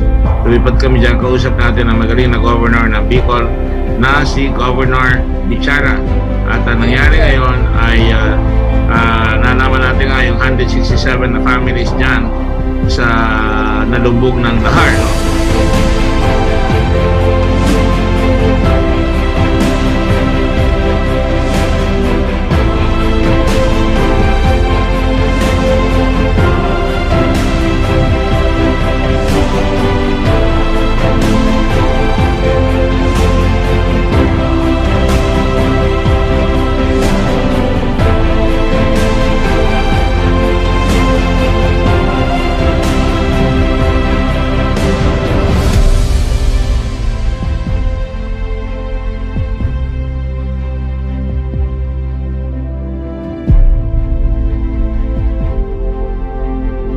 Gusto natin makabangon kaagad ang tao. Kaya yung 167 na yan, sabi ko lang kay Governor Bichara, kailangan ko lote na malaki na pwedeng paglagyan ng mga tao. At dali-dali naman, umaksyon na kaagad si Governor Bichara, kapuri-puri, no? At kasama niya pa yung kanyang engineer na chairman rin ng Red Cross. At yun ay lalagay na natin doon yung 167 houses na full housing para doon sa mga tao na nawala yung kanilang bayan completely.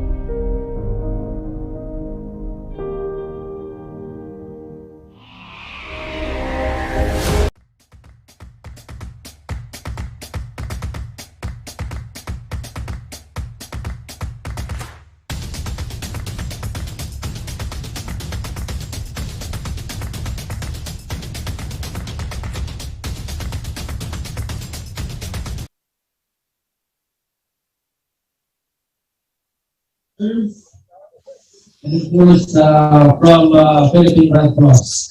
This is actually a documentation for the groundbreaking ceremony.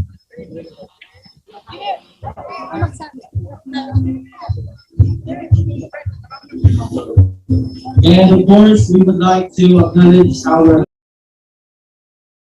Bagao, and of course, our board of directors, Ma'am Eva Ramira, Sir Vic Siga,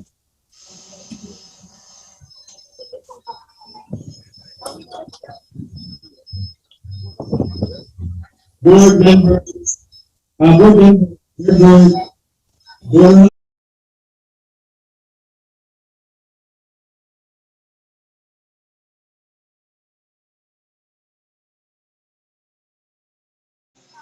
Director Luis Garcia, our Director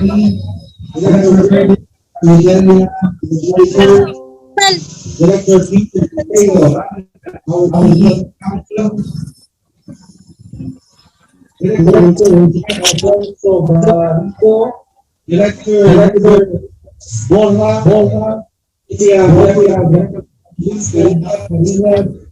Director Luis Loran. We also have Maya. We also have Angelina Faye Guardia. We also have representative of Simon Arias. And of course we have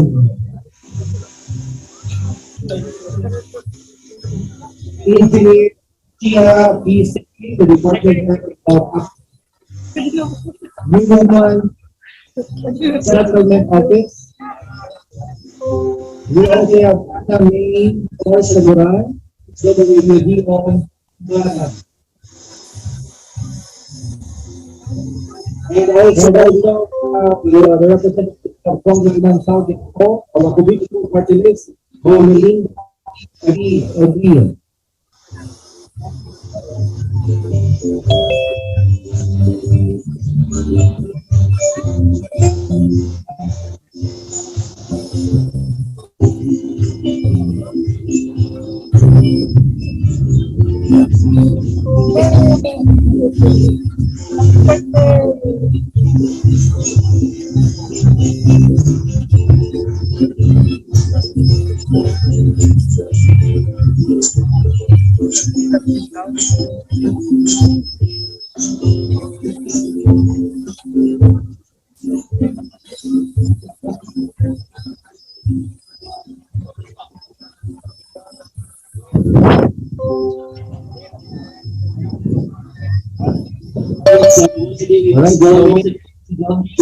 Alright, kung ating don't forget to face mask, observe social distancing, para po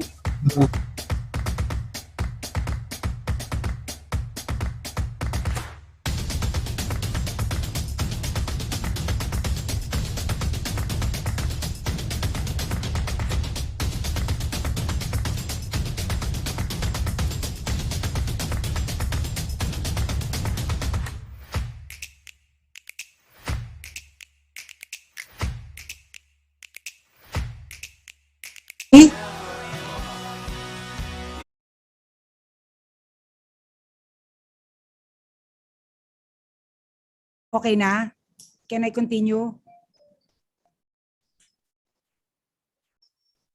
February?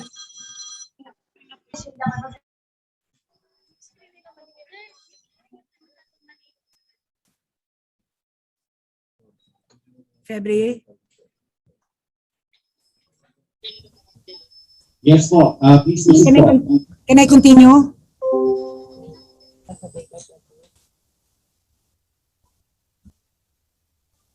Yes, SG, please continue po. Okay na ba? Magsalita na? Yes po, ma'am. Sige. Thank you, February. Good afternoon, everyone. To our chairman and CEO, Senator Dick Gordon, to Ambassador Kim In-chul of the Korean government here in the Philippines, to our partners, national societies from IFRC. We have Radhika Fernando, the head of operations, and Gopal Mukherjee, the program coordinator, and of course, Mladen Milicevic of the Canadian Red Cross, the country representative. From our Albay provincial government, Governor Bichara, represented by the Vice Governor Ed Selagman, Mayor Gemma Onghoko, from the Provincial Social Welfare Office, Dr. Eva Grajeda, Engineer Baclao, who is also our chairman, the provincial engineer, Engineer Gina Sipin, the representative of Congressman Saldico, Melinda Ebio, our barangay captains from Barangay San Francisco, Reynaldo Namia, Barangay Captain Rapisura of Barangay Travesia, Barangay Captain Olmeda of Barangay Bubulusan, and of course our chapter officials, again our chairman Dante Baclao, who is celebrating his birthday today. Happy birthday po, Chairman. And Director Vic Siga, our Vice Chairman, and the members of the board, our Chapter Administrator Rose Rivero, together with the staff and volunteers of Albay, ang ating pong mga volunteers na nandirito ngayong hapon, to my TRC colleagues online, sa mga chapter administrators po, sa mga staff nila at sa mga staff po dito sa National Headquarters, sa lahat po ng mga bisita, marhay na hapon. We are gathered this afternoon here in Bubulusan, Ginubatan for the groundbreaking of the 167 houses for those families affected by Typhoon Rolly. This is already part of the recovery program of the Philippine Red Cross in Albay. Since Typhoon Rolly happened in November 2020, the PRC immediately got into emergency and relief phase. It is not only in Albay but in Catanduanes and Camarines Sur. And during the emergency phase, we have provided about 46.7 million worth of support by way of hot meals, food items, hygiene kits, water, cash grant of 3,500 to 6,000 families, and shelter repair for 249 families. As mentioned by our chairman, Senator Gordon, during the press con, for Catanduanes and Camarines Sur, we still have shelter repair projects and livelihood to complete our program. The livelihood program for 1,702 families will at least give them the purchasing power.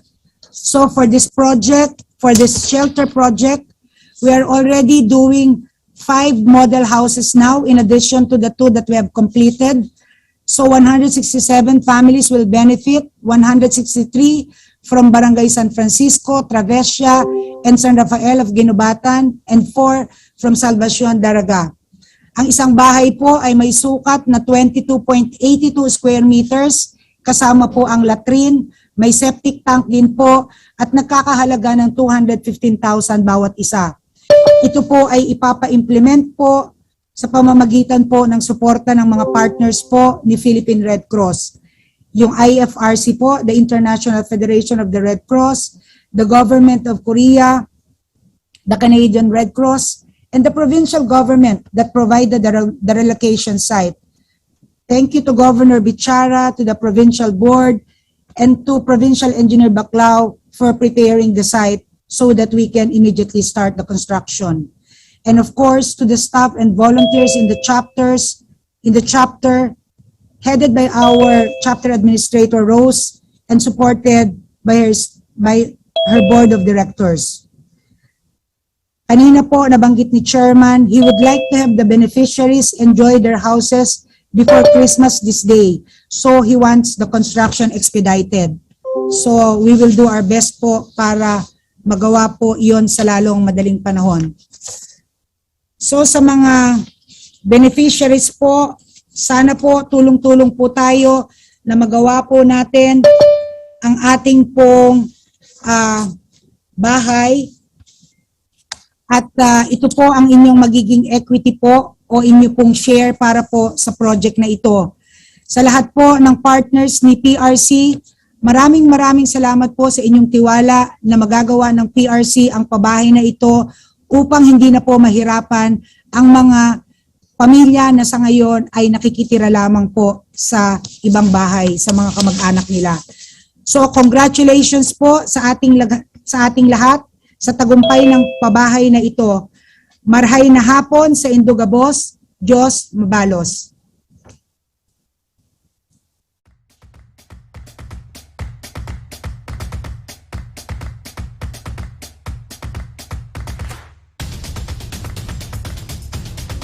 Yes, Sabalia. Again, we would like to invite everyone to please take your seat because we will move on for the messages of our partners. And of course, again, friendly reminders to everyone to please don't forget to wear your face mask and observe social distancing since naka-Facebook Live po tayo. All right, thank you so much. All right, so at this point, ladies and gentlemen, let's move on for the messages of our partners. Let's start with the program coordinator, IFRC. Ladies and gentlemen, let's call in Mr. Gopal Mukherjee. Hello, good afternoon, everyone. So my name is Gopal and I work for the International Federation of Red Cross and Red Crescent Societies based in Manila. Good afternoon to our beloved chairman, Richard J. Gordon, and we are very happy to see you, sir. You are looking very healthy and we are very happy that you bounced back. Good afternoon to Ma'am Elizabeth Savalia, our Secretary General of Philippine Red Cross, His Excellency Inchul Kim of the Republic of Korea's Embassy in the Philippines, our Governor of Albay and our Mayor of Unibatan, and all our chapter staff, our chapter administrator, the Board of Directors of Albay chapter, and all our Red Cross Red Crescent movement partners. Most importantly, our volunteers who have been working tirelessly in the fields of Albay and making this thing happen.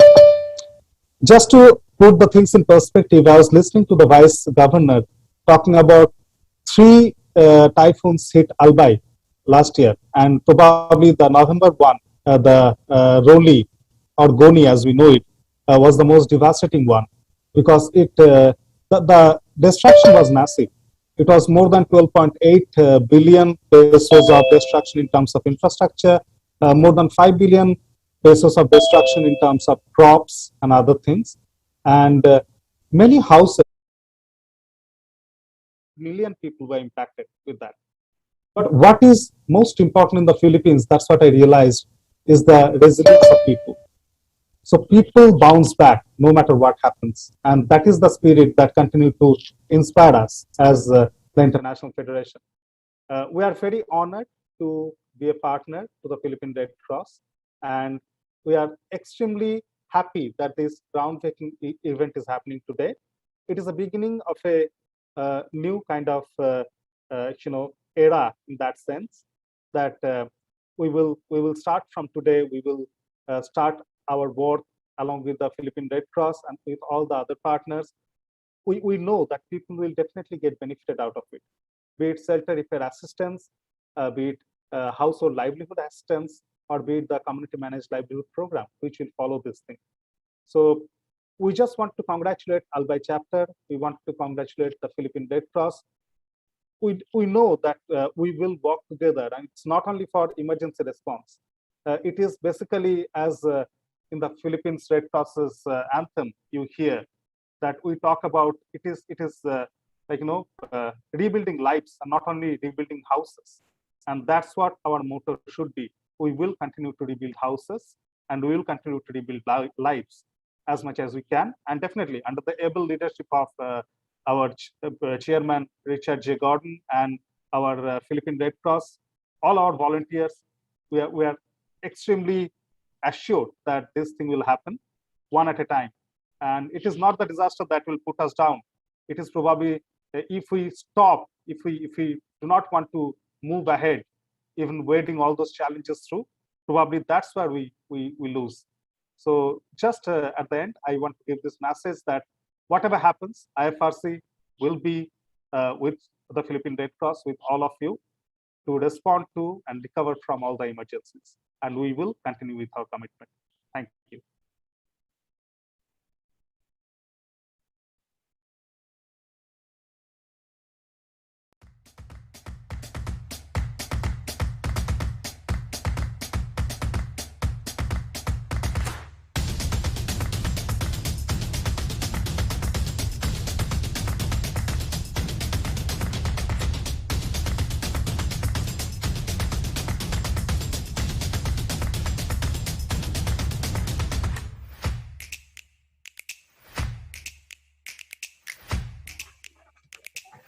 Thank you so much, Sir Gopal, our program coordinator of IFRC.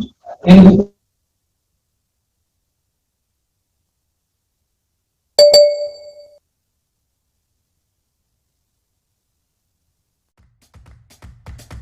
our partners, ladies and gentlemen, our ambassador of Korea to the Philippines Embassy of the Republic of Korea, His Excellency Inchul Kim.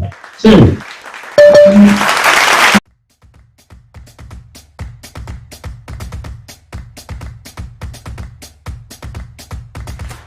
Groundbreaking ceremony. It is a pity that we are holding this ceremony virtually, because a couple of months ago. Is there sound? Okay, thank you. A couple of months ago, I was with Senator Gordon in another ceremony that was held here in Manila at the headquarters of the PRC, and I could feel the warmth and the reception of whatever humanitarian activities we do here. Anyway, but I think that the urgency of the matter. And I heard that the people in need, they will need this shelter before Christmas starts. So it's good that we are starting the building today. Since we have many speakers and many important speakers, I'll just briefly say three things. First of all, I would like to thank the province of Albay, Ginobatan, for providing the land and for taking care of all the administrative details in order to make this thing happen. Also, I would like to thank the Red Cross for their commitment, for conducting the survey, identifying the priority areas and coming up with this project, which fortunately we were able to support. And it wouldn't have been possible to contribute to the building of the housing without the relentless efforts unceasing efforts of the LGUs and the PRC. For Korea, I think that for every Korean, the Philippines is very dear in their hearts, in our hearts. There should be a reason why maybe a couple of million Koreans visit the Philippines. It could be business reasons, it could be some other personal reasons, but I think that they are attracted by the warmth of the people as well as by the marvelous nature here. So whenever natural disaster strikes the Philippines, we cannot sit with our arms crossed. So this time, we also try to be together throughout the whole process of emergency relief and also reconstruction. And I'm glad that we can take part in this endeavor. and we can contribute whatever little amount we could to this very, very noble cause. So again, thank everybody who made today's groundbreaking possible. The second point, I would like to thank and, if I can, maybe commend the PRC, and in particular Senator Gordon, who is in command of this very important organization, for being our trusted partner over the years. We are enjoying an excellent working relations and coordination with the Red Cross, and our partnership with this very important stakeholder has been strengthening over the last few years. I can mention that in 2017 we did work together in Marawi. The following year in 18, we could do something after a typhoon Ompong and the eruption of Mayon, and so on and so forth. So we are partnering with one of the most important stakeholders here, and we are providing help in all the key areas of food, non-food items, as well as shelter. I hope that the building of houses for those people in need, which will start today, will be helpful, not only in responding to the current needs, but open the path for a more hopeful tomorrow. As we all know, the day after the day is as important as the day after. Did I say correctly? Yes, the day after is as important as the day after. And we are very, very happy that we can make a small contribution to that. I think the last point will be that coincidentally, yesterday was World Humanitarian Day. And I think that it is good that today, on this occasion, I reiterate our technical report from connection from Manila. And of course, please bear with us. Pasensya na po. And since medyo umulan pa, maraming salamat po sa lahat ng mga nandiyan. Okay, balikan po natin yung ating message from our partners. Okay, but I guess that some people can still listen to what I'm saying. So today it is good that I reiterate my embassies and my government commitment, support to all the partners in the Philippines. No, not only government, but also civil society and all the international organizations here. And also I'd like to reaffirm our commitment to ensure effective and quick delivery of humanitarian assistance to people in need, wherever they are in the Philippines. And let me conclude by saying that I believe that humanitarian assistance is not charity. It is about giving hope to people in dire situations. Because of this, even though the contribution we are making is only a fraction of everything that is needed, I would say that we know that in many humanitarian situations, one could be greater than 1 million.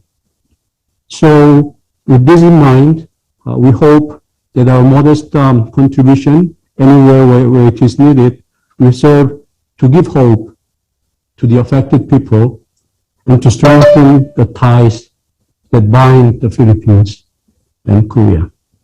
So let's keep working Let's keep working hard and let's keep working together. Thank you very much.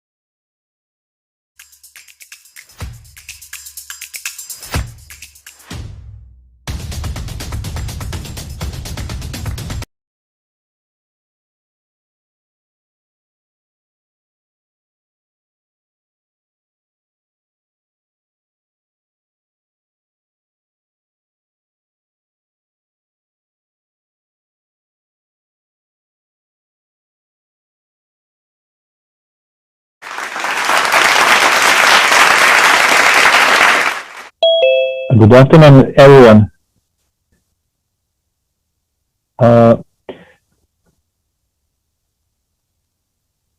Excuse me, do you hear me? Okay. Yes, we can hear you, Mladen. Thank you very much. Good. Chairman Gordon, first of all, I have to say that I'm so happy to see you standing tall and strong like the mountain behind you. So welcome back. We were missing you. The Honorable Chairman Richard Gordon, Madam Secretary General Elizabeth Zavala, Board Director Angelique Guasa, Mayor Anne Ongiato, and Ambassador Inchul Kim, and other distinguished guests. It is my great pleasure to be with you here today. Please allow me to take us briefly back to the November 2020.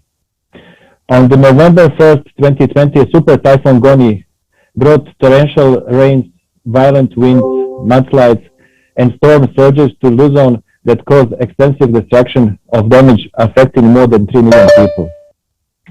Estimated damage to agriculture was 5.01 billion pesos. Estimated damage to infrastructure was 12.8 billion, leaving behind 25 dead, 399 injured, and 6 missing. When many were still stunned by the level of the destruction, Chairman Gordon and his PRC team knew exactly what to do. Both their boldness and vision has touched again countless lives in Philippines. PRC mobilized at NHU and chapter existing staff, Red Cross 143 volunteers, Red Cross action teams, and National Disaster Response teams, members from other chapters. Chairman Gordon and Madam Elizabeth Zavala worked tirelessly around the clock to mobilize help from Red Cross movement partners and other government and non-government partner organizations. Global Affairs of Canada also responded to this call for help, and through the Canadian Red Cross supported the emergency response activity with $250,000 Canadian dollars. With this, I would like to thank Chairman Gordon and Philippine Red Cross for your tireless efforts to help people in need and for truly living and working by your motto, always first, always ready, always there. Mag-ingat palagi at manataling ligtas. Thank you.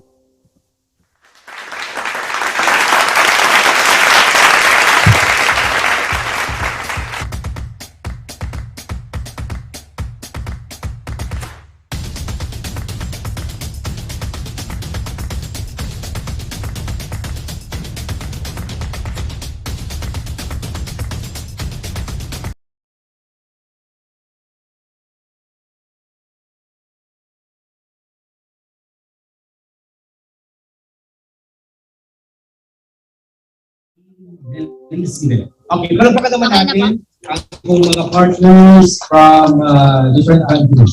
Alright, so, okay pa po ba kayo dyan? Kahit medyo inilan tayo. Okay lang po ba kayo dyan? Okay, dito sa side medyo okay. How about dito po sa gitna? Okay lang po ba kayo dyan? From San Francisco. Okay na po. Pwede ba kumakain ng palakpakan from San Francisco? How about from Provincia? Dito sa gilid, sa right side ko, pwede pa makain ng palakpakan? Ayan.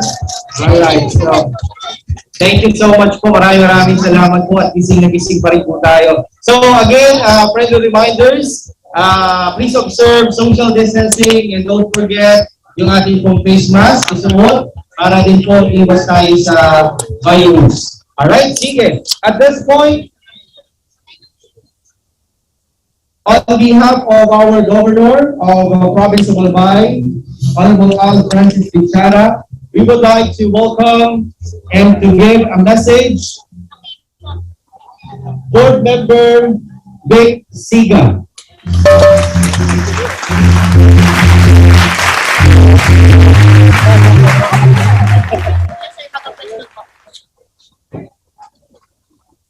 Diyos maray na hapon, tabi sa Induga Boss. Okay na, sir.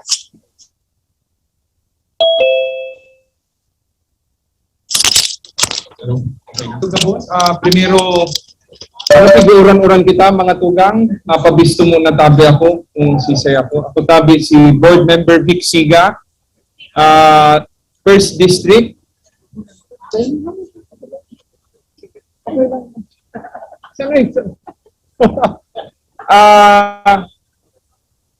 Mga tugang tabi, primero sa i-acknowledge ko muna sa tuyang matibayo na Chairman of the Red Cross. Is Senator Dick Gordon listening right now?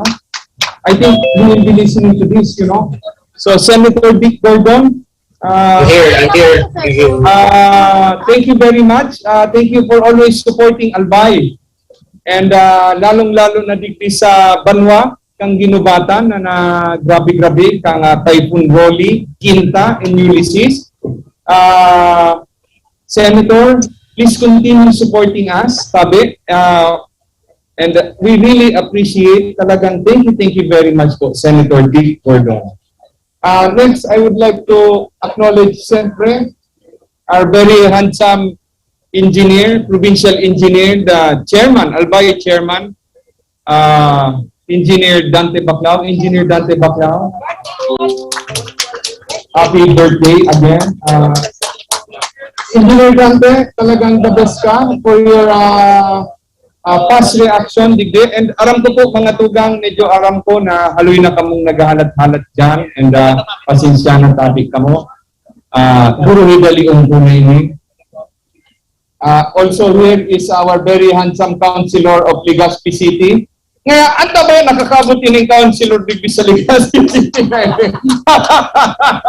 Councilor Alvarizo, palakpak. Gwapohon ini, gari ini si artista ini, artistahon ini. Councilor Al, teka mag-data, uni man ining board member from the first district. Nakakabot man sa third district, ha? Kaya, of course, we also have here Attorney Ralia. Attorney Ralia, good afternoon po. Okay, of course, we also have our Secretary General Elizabeth Sabala. Madam Sec, I cannot see you, but obviously you can see me. Madam Sec, good afternoon po, and thank you for always supporting Albay here in our times of difficulty, tabi sa aming hirap na dinadaanan. Thank you very much to the National Red Cross. Of course, we also have Director Bong Moran. Director Bong, talaga naman always also on the ready. And of course, the representative of our DPWH, District 1 is here. Please stand up. Happy birthday to you also. And Ma'am Che is here. Ma'am Che, our Provincial Agriculture. We also have Ma'am Eva Grahida, our PSW. Where is Ma'am Eva? Not here anymore. And of course, Miss Rose our Red Cross administrator, iyo po ang nag-arrange kay ni Boss. Miss Rose, mabuhay ka pirmi, di katabi, magsawa, kakatabang, samuya, tigdiyo sa mga nangangaykuhan sa Red Cross. Of course, yaon man ang satuyang mga local officials, ang pasensyahan nindo ako ali akong first district day ko natabi magka-mentionan sa inyong ngaran. Palakpakan tatabi ang mga local officials sa digdio sa bubulusan asin sa mga barangay kang naapektaran. Madam, tindog tabi ka mo para ang mga opisyalis kang barangay. Palakpakan tatabi ng mga matitibay asin mga may gusol ng mga opisyalis. Diyos mabalos po sa inyo. God bless po kamo permi ha. God bless. And siyempre sa mga beneficiaries, yaon dyan, Diyos maray na hapon. And PNP, yaon man dyan sa PNP na nag-ayuda na magtabang magbibo kang sa tuyang mga, hain ka mo, PNP, na nag-assist. Hain na daw. Thank you very much. And mostly, ang pinaka-importanting tao sa okasyon na aron kani sa mga volunteers. Ayon sa mga volunteers ta dyan. Red Cross volunteers, where are you Red Cross volunteers? Please give yourself a round of applause. And siyempre, ang satuyang gobernador, asin ang si Governor, aram nindo, ini-history, dahil ko na po tayo ini-historya engineer Dante, pero alas 4 aga pa lang, 4 a.m., nag-aapod na sa kuya si Governor Al Francis Pichara. Sabi niya ngaya, board member Vic Siga, dahil ka ngaya mag-absent duman sa bubulusan, nganing mailing ng pigigibuta digding mga maray na mga housing, as in relocation area para sa mga tugang tadigdiyo sa ginubatan. 4 a.m., mata na si Governor, garidero nagkakaturog ang Governor ta. Mga tugang, asin yaon man siyempre sa tuyang Vice Governor na si Vice Governor Grex Ladman na nadangog na nindo kasi bago, nadangog na nindo ito kasi bago. Lamang lang ito sa kuya ki mga tulong karigos. Pero teka mo mag-update mga karigos man ako. Mga tugang, siyempre, teko na ini pagparapalawi kong patak. Teka mo mag-arali dyan pero sasabihan ko man sa mga pag-iripa ko na ilimit na nila sa mga 2 minutes lang ang sa indang taramon. Ako na ang pinakahalaba. Limit your to 2 minutes ha. And of course, I almost forgot. Malilingawang ko. Pwedeng madagitan ako kani. Ang magayono na representative kang ako Bicol. Madam Melinda. Good up. I'm sorry? Yes, Miss Melinda. Let's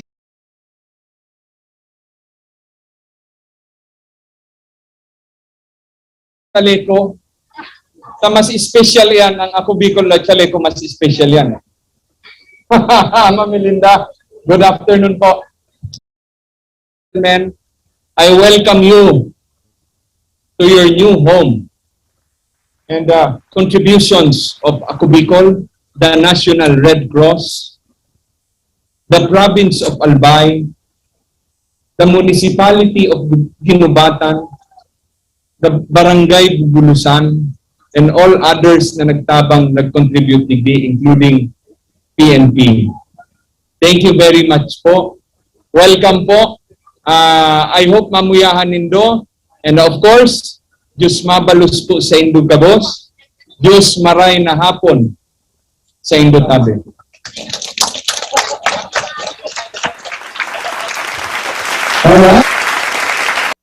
Yan po si board member Vic Siga. Palamakan naman natin ulit si BM. Maraming salamat po on behalf of our governor. Siya po yung naging representative natin ngayon. Alright, so at this point, ladies and gentlemen, punta na tayo sa isa sa pinaka-importanteng tao na magbibigay po sa atin ng mensahe para sa ating lahat. Kuya, pwede ka ba makahingi dyan ng background music mo?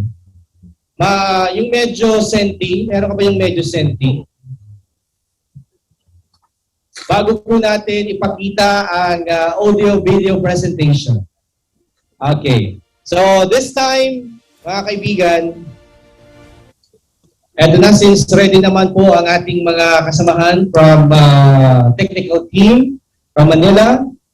Alright, so okay na, kuya? Ready ka na? Medyo na-pressure ka, kuya, no? Sanay tayo sa biglaan. Ako din po, nabigla din. Alright, so.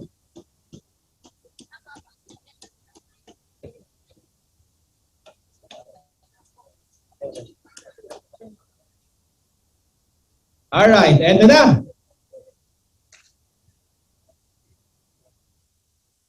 Na-pressure ka, kuya, no? Pasensya na.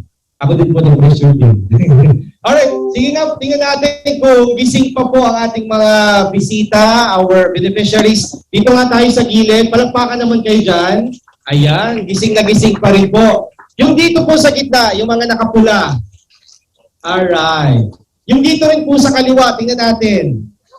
Okay, talagang gising na gising pa po sila. And of course, yung mga nandito syempre sa unahan. Parang si Sir, si birthday boy na lang siguro. Okay, maraming salamat po. Okay, eto na. Ready ka na, kuya? Alright, eto na. Mula noon hanggang ngayon, nakaalalay po ang Philippine Red Cross at si Chairman Gordon sa mga taga-Bicol, lalo na po sa mga taga-Albay. Kapag may kalamidad, isa dito ang kwento ni Evangeline Triumphante sa Shelter Beneficiary taong 2008. Mga kaibigan, mga Bicolano, narito po ang kanyang kwento. Panoorin po natin to.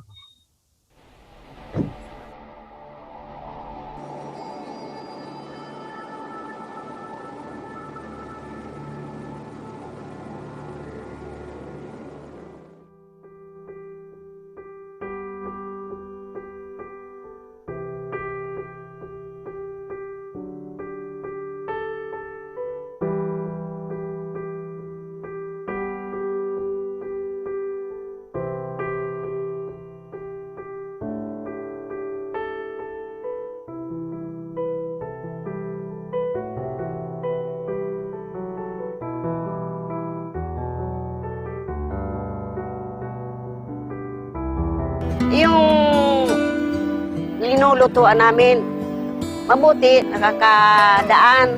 Pero upo ka lang kung magluluto ka, nakaupo lang. Paggabi, natutulog kami sa lupa. Sinasapinan lang namin ng dahon ng anahaw.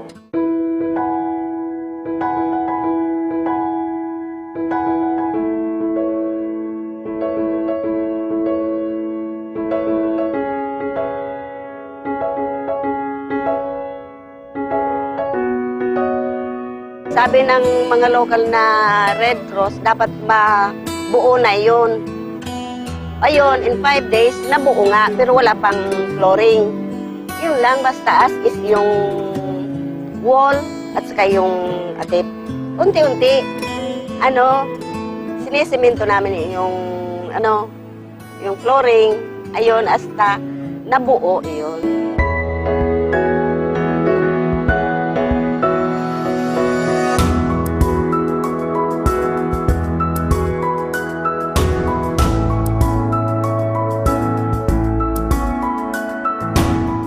Pagtulog ko, hindi na ako nag-aalala. Maganda na yung pagtulog ko kasi maayos na rin yung tinutulugan ko. Maraming salamat po kay Senator. Mahal na mahal ko.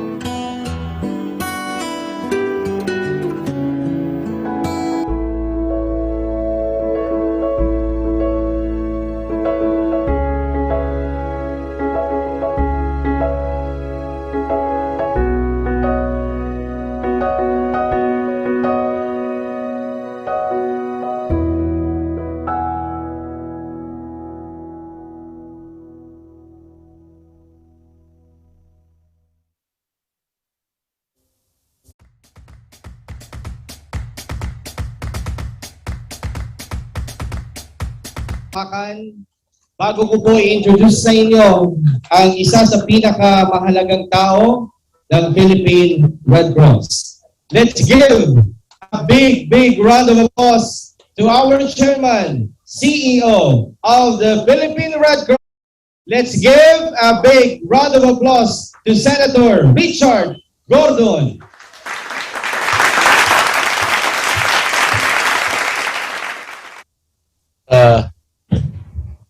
Ferre Ranoko at sa lahat ng ating mga kababayan dyan sa Bicol ngayong hapon na sorry, umuulan at napahaba ang programa natin. Just marhay na hapon sa inyong nagabos. Lalong-lalo na kay Governor Albay at sa lahat ng ating mga pinuno, si Vice Governor Lagman na anak ni Edsel, I suppose. Ang ating mabunyi na si Mayor Ann Gemma Ongjoko, ang ginabatan. At lahat ng mga kasama niya dyan, si Ana May, Parsha Duran, Dr. Eva A. Grajeda, ang ating presidente at provincial engineer. At kasama ko itong kumain na nag-usap kami ni nag-usapan na bahay na ito with Governor Governor Bichara, and who's celebrating his birthday today. Para pala tayong buwan ng birthday. Dante, happy birthday. May you have peace, happiness, and contentment all your life. Also, Engineer Gina P. Barangay Council, Reynaldo Namia, Alejandro Rapisura, Leonito Almeda, Justo Lumaban. And of course, ang representative ng aking kaibigan si Saldico, si Melinda Ebio, na ako, Bicol Party List, mabuhay kayo. And of course, ang ating mga kasama, unahin ko na muna ang ambassador ng Korea. Sorry, Mr. Ambassador, you should have been the first that I should have greeted. You are the representative of your great country. And I'd like to say, Kamsahamnida Ambassador Kim In-chul, Ambassador of the Republic of Korea to the Philippines. At maraming salamat, Kamsahamnida. And of course, sila ating mga kaibigan na sila Miladen ng Canadian Red Cross at saka si Gopal Mukherjee ng IFRC, Radhika Fernando ng IFRC. Let me also greet Dr. Victor Ziga, Director Victor Ziga, ang Vice Chairman natin. Worthy son, panay kayo, worthy son of great fathers. Victor Ziga was my classmate, as I said earlier. And now you have the sun not falling far away from the tree. Director Luz Macasinag, Secretary natin, Director Ferdinand Armedilla, Auditor, Director Peter Leo Ralia, ang ating Legal Counsel, Director Jose Alfonso Barizo, Director Herbert Borja, Director Fulbert Alec Gilego, Director Arnulfo Mascarinas, Director Cesar Luis Moran, Director Eva Josephine Ribaya ng DSWD, Director Angeli K. Guasa and Alan Imperial, representative of Dr. Simon Arias, and of course our Secretary General Elizabeth Zavalla, ating chapter administrator na si Rose Rivera, and boyfriend ni Eric, ang boyfriend na si Eric, mabuti nakaligtas na sa COVID, si Eric, and of course ang ating DMS si J-Lo, at lahat ng mga kasama natin sa Red Cross na nanonood, yung mga chapter administrators. I'm glad that you could come. Andiyan lahat kanina, sila Baby Cayetano, nakikita ko ngayon si Almira ng La Union, and of course kanina nakita ko ang Caloocan, nakita ko sila Jonas Macro, and all of you. Hindi ko na masabi lahat, si Jenny. A very pleasant good afternoon. Like I said, just manahay na hapon sa inyo nagubos. At my fellow citizens from Bicol, ako yung natutuwa na, again, isipin na lang ninyo, when you had that disaster and you lost your home, isipin natin si Evelyn Triumphante na biglang nalalos ang kanyang bahay. Kasi sabi niya, malas. Ako hindi na niniwala sa malas. Namatay yung kanyang anak. Ubus sila yung kadala na ipon sa GSIS, mag-asawa. Tapos nag-iba pa yung bahay nila. I don't know if any of you have experienced that. I have. Nasunog yung bahay namin sa Manila. Nasunog rin yung bahay namin sa Olongo po ng araw at nag-iba ng pinatubo yung aming mga sinahan. 4 na sinahan na wala. Nasunog yung isang restaurant namin ng araw. Sa Olongo po, napakalakas yung restaurant na yun. And I know how it feels to lose something precious to you. Where you grew up. Yung pinaghirapan natin sa buhay, ang mga magulang natin, biglang mawawala, maglalaho dahil lamang sa isang bagyo. So today, I'm happy na the cycle of life comes back. Kumbaga pa, dumaan na tayo sa taglamig at ngayon papunta na tayo sa tag-araw. At makikita ninyo na unti-unti, natatayo na yung mga bahay. And hopefully by December, lahat ng mga tinamaan dyan, I'm with you in your time of suffering. You know, I'm a man who cares about everything. Like I told you, yung mga may kapansanan, yung mga talagang walang laban, yan ang palaki sa akin ng magulang ko. Pati mga barger long araw sa Olongo po, marami rin ang galing sa Bicol, sa Samar at lahat. I always respected them. I always stood up whenever they came. I don't look at the station of a person's life. I look at his character. Sometimes I see more character upon these poor people than some of the people I've met who are walang character, puro character. And nothing can give you character more than being in the Red Cross. I'm glad and I thank the Korean ambassador for your kind words for our association. The Korean people have shown their character. They've been hit by occupation, they have been hit by war, and now they have risen to be one of the greatest powers in our part of the world. And now they're helping. Nang araw tayo tumutulong. We sent troops to Korea ng mga panahon ng gera ng Korea. And I know how it feels also na ngayon nararamdaman ko sapagkat nung ako ay naggagawa ng subik, sasabihin sa akin nung Taiwan, nung Malaysia, dumaan kami sa hirap katulad ninyo, lalabasin kayo at lalaya kayo. Pero sa atin, tila walang tigil, ano? There's always a cycle of disaster and poverty. Paikot-ikot, we will be hit by disaster, we become poor again. Then we get that back up. And you know what? The only thing permanent that must happen is change. Change for the better. And today, thanks to our friends from Korea, thanks to our Canadian friends, thanks to IFRC, and thanks to all of you, to Governor Chara, my good friend from way back. Walang politika ito. We are beginning to take the trek back to more choices in life. Poverty is an absence of choice. I've often said that. Ang kahirapan, wala kang choice. Wala kang titirahan, nakikitira ka. So ngayon, nag-uumpisa tayo, we choose to build our houses. And because you chose to help, Red Cross came up and raise the resources. Na usami pa kami, doon sa magbibigay, di bale, pinatawad ko na yan, hindi naman ako nag-i-expect. In fact, right now, I want to tell you that the Red Cross once again, tumutulong sa Haiti. We are sending yung kaya natin. $20,000 will be sent to Haiti by the Philippine Red Cross, if only out of solidarity. We're not a rich Red Cross society, but we're ready to help no matter what. Share our last piece of bread. Yung huling-huling tinapay natin, isama natin yung mga nahihirapan. And that is why I am so happy to be in the Red Cross. I'm happy to be here today, even virtually. Na nakikita ko yung fighting spirit ng Bicolano.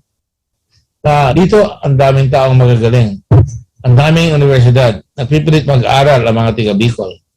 And always, in the Senate, you always have senators from Bicol. Some good, some bad. But in reality, tingnan nga natin ang katayuan natin sa Bicol.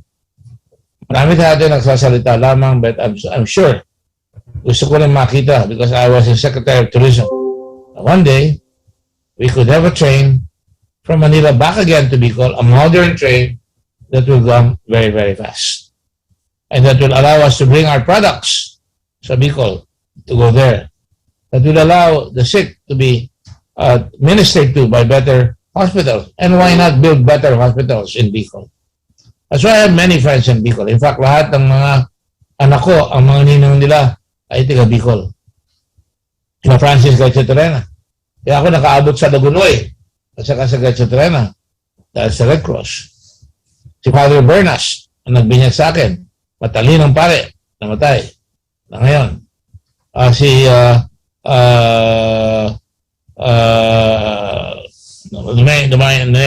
Attorney Balane, tiga Bicol rin. And marami tayong mga kaibigan na matalik na nanggaling sa Bicol because Bicolanos are true friends. So today we act with our brethren in Bicol, ihango tayo sa kahirapan. Ang daming beses ko na nagpabalik-balik sa Bicol. Nakita ko ang hampas ng mayon palagi. Hinampas rin kami ng Pinatubo sa aming bayan. Hinampas rin kami ng earthquake doon sa Great Luzon earthquake ng Cabanatuan hanggang Pangasinan hanggang Baguio. Yung mga mukha nila, pareho sa nakita ko mga mukha noon ako ay nagpunta dyan. Pag pumupunta ka mayon, malungkot, halos maiyak. Pero nakangiti pa ng konti.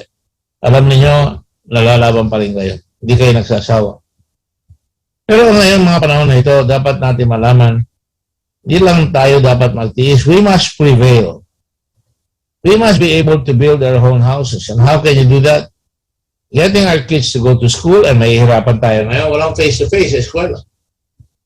Getting jobs, mahihirapan tayo ngayon because buong mundo, baksak. At pagka umahon ang mundo sa tinatawag nating COVID, maghahanap tayo ng hanap buhay. Katulad na naranasan ko sa Subic, giniba kami ng Pinatubo.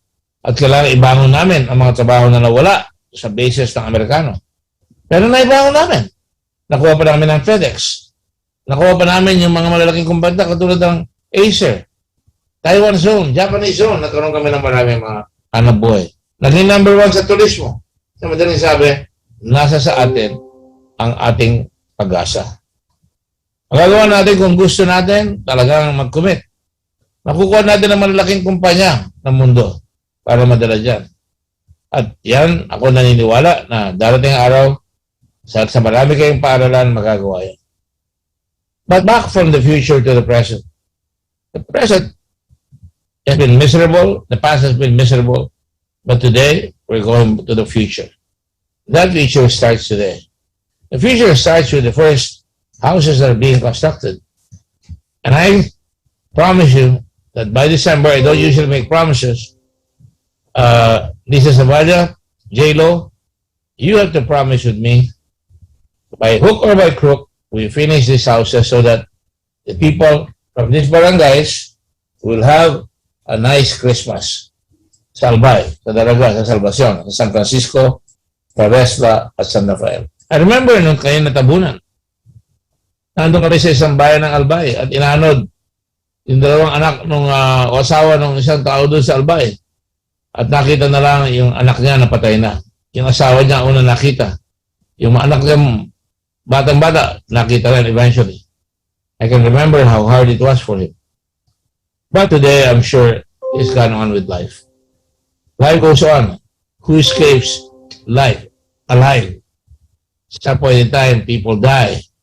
And the project, ayan, nakikita niyo yung retrato ni Salvador Manrique na talagang inahanap yung kanyang anak at kami nakakita doon sa baba na 2 bayan away.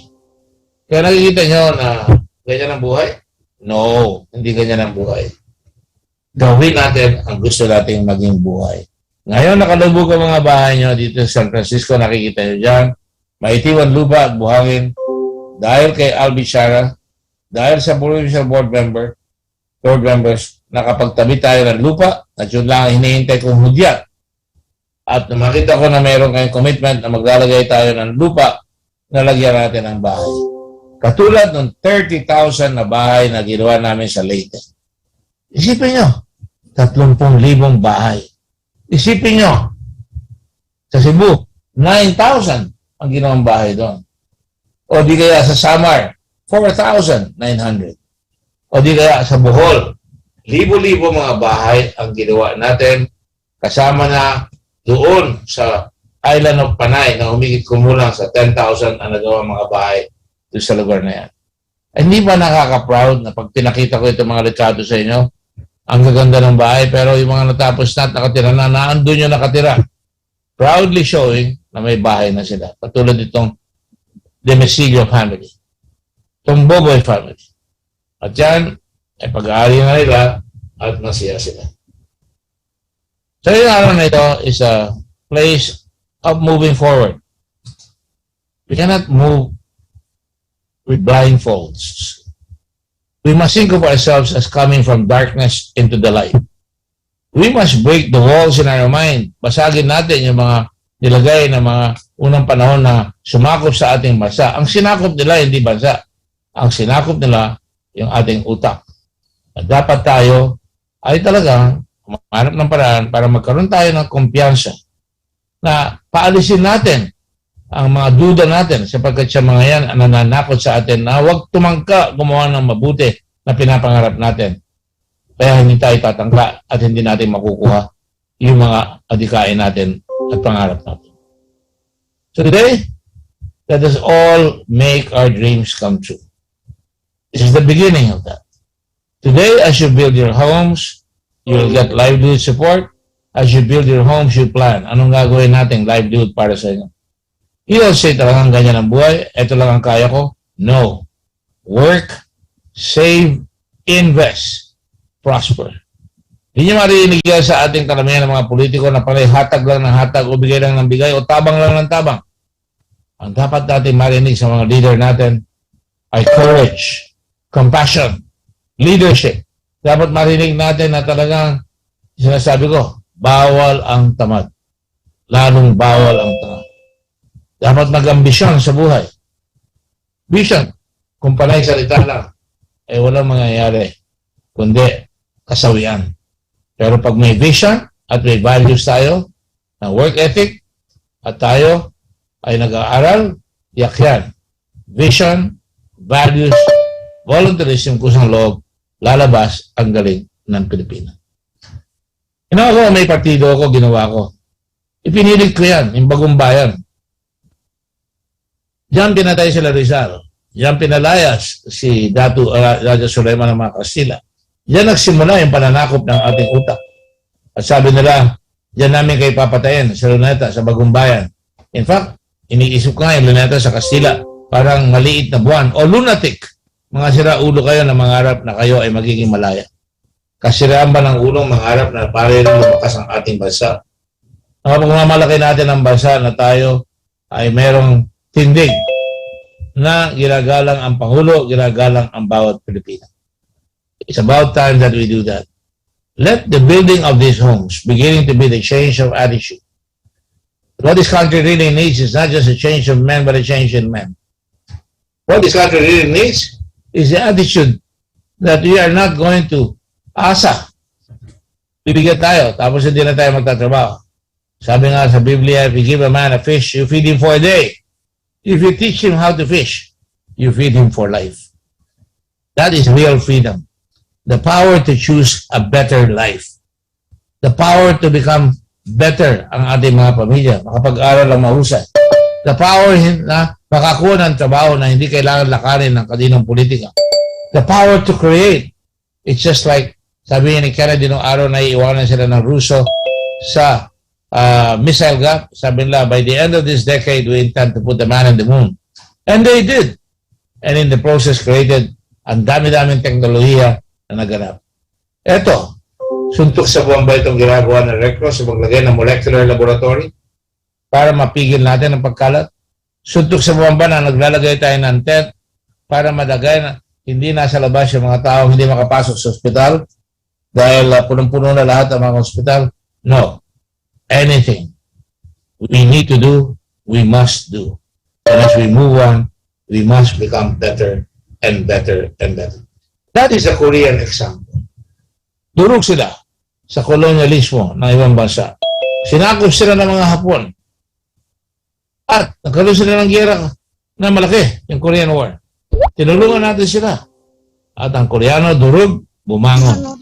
Ngayon, narinig nyo ang ating mga TV, Samsung, narinig nyo yung mga produkto na mga sasakyan nila, Hyundai, narinig nyo yung mga gandang nalilikha nila mga Korean telenovela na dinudumog ng mga mata natin, yung mga Pinikula nila. Eh bakit tayo? Nauna naman tayo sa city ng araw. Nauna naman tayong may army ng araw. Nauna tayong magkaroon ng Air Force. Pero pinabayaan natin. Ang kasalanan ng ating bansa ay sumuko sa hampas ng panahon. Sumuko sa paikot-ikot na bagyo. Sumuko sa mga disaster. Sumuko sa walang tigil na mga tumatakbo sa ating bayan mamuno, pero ang gusto lang pala ay yung kapangyarihan, hindi iangat ang taong bayan. That is why ang Red Cross ay hindi nangangako. Ang Red Cross ay inaangat ang tao para magkaroon siya ng dignidad at integrity. And on that note, Mr. Ambassador of Korea, I want to greet you with your own words. Undachi, yol, shinhi, kayo.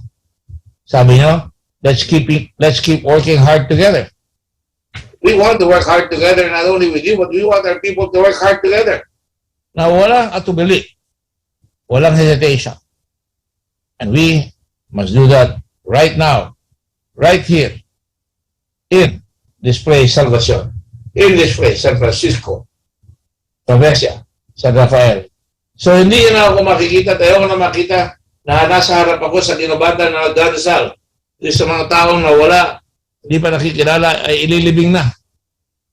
Galit ako noon, ililibing sila. Ayan, nakatayo ako. Bumaba ako sa helicopter, kumuha kami ng jeep, naglakad ako para puntahan niya, para pigilin na huwag matuloy yung paglilibing hanggang ma-identify. And we identified them. You know why? Because in the Red Cross, even the dead has to be managed with dignity. And most especially, those who are alive must live life with their head up high, taas noo kahit kanino. At with that, and because ang kanilang katauhan ay filled with the pride of creative, honest work, katulad ng mga Koreano. Kaya sinasabi ko sa inyo, salitang Koreano, aramdam sa mida. Beautiful. You are beautiful when you work hard. When you save, when you succeed from your savings, when you come out with accomplishments that came out from the sweat of your brow, na tumulo dyan. And that is what I expect from you. I do not want to have your thanks. You don't have to thank me. You will always work hard.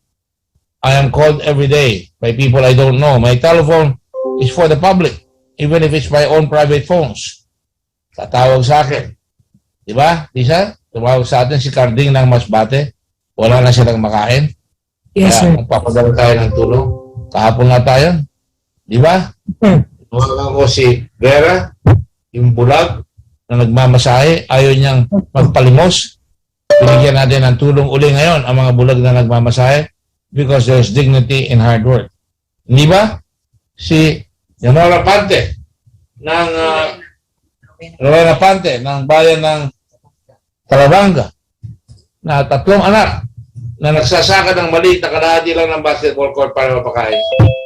Hindi siya nanghingi ng cellphone, pero umabot sa kanya yung cellphone kasama na yung mga bubong. Today, therefore, I celebrate with you because slowly you're emerging from suffering. But I will celebrate more in December when we inaugurate this, and hopefully the Korean ambassador will be with me when we open up the houses, and all my friends in the Red Cross will be there with us together. But I will celebrate it more when your children have gone to school and have gotten a degree. Yung mga trabaho nyo ay mas maganda lang. When you can produce your products better than everybody else, I will really celebrate. And I hope I will see the day when all of us in this country will have that system of meritocracy. Sinasabi ko, why kayod, why kaon? Kailangan kumayod, kailangan mag-aral para tayo ay may pangkaon at meron tayong tatawag na dignidad na hindi tayo palaasa sa tabang, malamang at malapa. Tayo pa ang tatabang sa kapwa natin. Congratulations to all of you. And I salute you and I respect you. And may God all grant us the strength, the courage, and for the compassion that we must forever have, so that no longer will be treated less but will always be treated with respect. Just as we felt in Subic. Mag-volunteer kami, nakuha namin yung malalaki, and wala pang 3 taon umalis ang mga Amerikano, hinost ng Subic yung APEC sapagkat marami na nagtatrabaho noon, naging tourism destination na. One day, I hope to see that Bicol will have a train that will go back and forth. Ang pinaglaban kong airport, nasabi ko sa Albay o sa Naga, ngunit napunta sa Sorsogon. Meron pang lumanding doon sa airport, kumandang Sorsogon. Akala niya yun ang Albay Airport. Pero ganun po man, masusunod na landing yan ay maganda na. Dapat paghandaan natin yan para meron na tayo kaagad aalalay sa mga turistang papasok yan. The best days are ahead of us, and we can only do that if we commit to do it ourselves. Thank you very much. Mabuhay kayo. God bless you all. Mabuhay ang Pilipinas. Mabuhay ang Pilipinong Bicolano o ang Bicolanong Pilipino. Katulad nila Wenceslao Vincents. Mga magagaling na tao, nag-aral, binigay ang buhay sa bayan, pero nakita ninyo, nakalimutan pa ng ating bansa. Pero si Dick Gordon, idolo ko isang Bicolano, hindi ko nakakalimutan niya. So ladies and gentlemen, God bless you all. Mabuhay kayong lahat. Thank you to our friends from Korea. Thank you to our friends from all the Red Cross societies of the world. And thank you mga Bicolano dyan sa Albay. Thank you, Governor. Thank you, board members. And thank you, chapter staff and volunteers, especially the Red Cross youth. Yours is the future. And what's more, sabi nga ni Rudyard Kipling, you'll be a man, my son. No. Hindi sa you'll be a man. You'll be a country at last, my friends. Thank you very much. Mabuhay kayo.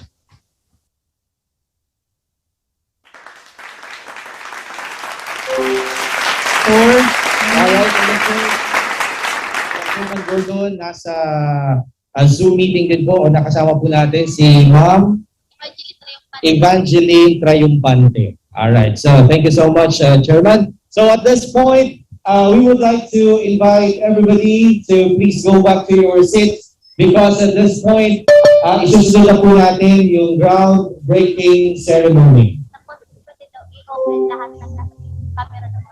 Mabuti na siya si Evangeline. Alright, so we would like to invite our friends from the Zoom, yung mga naka-off pa po yung camera, pakibuksan na po para makita po natin para sa photo opportunity. Alright, so isusunod muna natin siguro bago to groundbreaking ceremony is the photo ops. Kasama po yung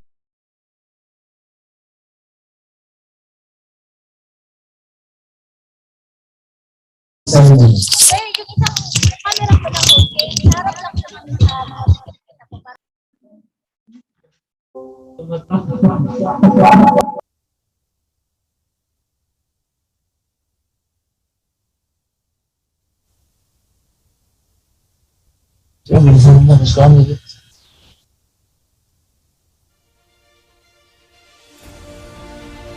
Doon sa appointment isa. We'll just wait for the ambassador po para sa photo ops. Yes, can we wait for the ambassador? We'll be here shortly. Thank you. Thank you, Ms. Mabel.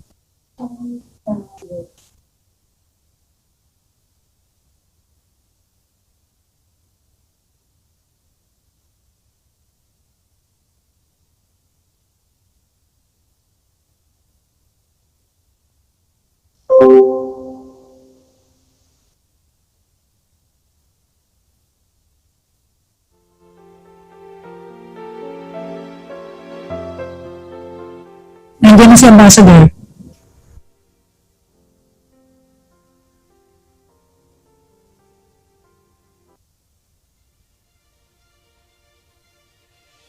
What's wrong with it? Pali. Sa Koreano, bilis. Basta. Okay, please turn on your camera po.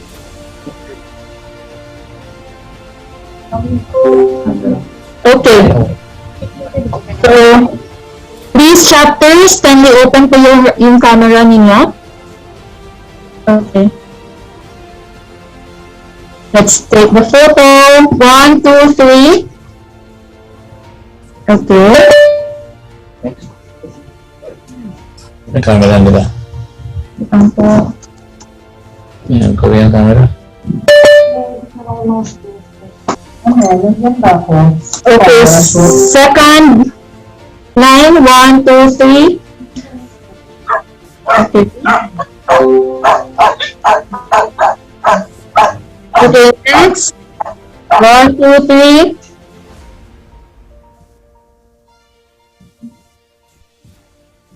Okay, next. 1, 2, 3. And the last one po, smile. Smile, Ambassador. 1, 2, 3. Thank you so much. Over to you, host. Over to you. Thank you. Mabing-pindot. Mabing-pindot.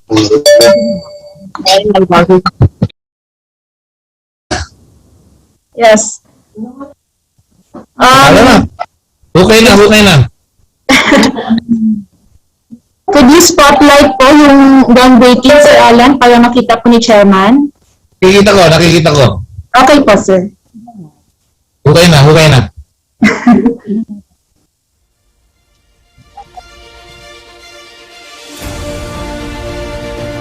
Okay, halitado na tayo na mag-hukay sa kapala. Pwede na yan. Okay, so thank you so much po everyone. Thank you po, Chairman, for joining po. Thank you, chapter administrators. Thank you, Mr. Ambassador. Thank you.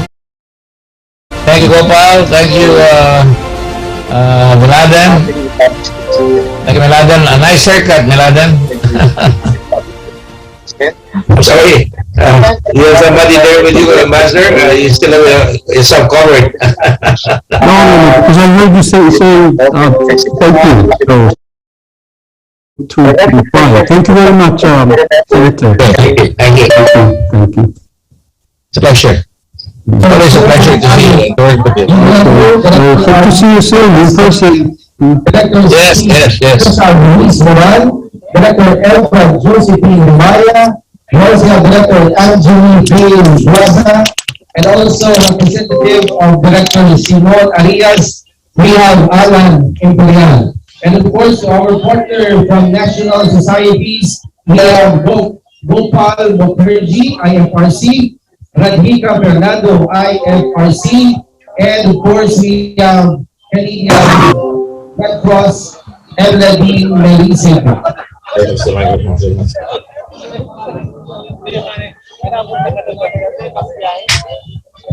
of course, sa ating lahat, pwede ba kami makahingi ng isang masigabong palakpakan na nakataas po ang inyong mga kamay. Maraming salamat po and congratulations sa lahat po ng ating mga beneficiaries. Sa ating mga guests na pumunta at sa ating po groundbreaking ceremony, full shelter project of Philippine Red Cross headed by Senator Richard J. Gordon, and of course, in partnership with our provincial government of Albay, Governor Al Francis Bichara, and of course, Vice Governor Honorable Edsel Grex Lagman, and of course, kasama din po ang LGU ng Bilubatan headed by Honorable Ann Gemma A. Onghoko, our Mayor. Maraming salamat! Thank you. God bless. Ingat po sa pag-uwi.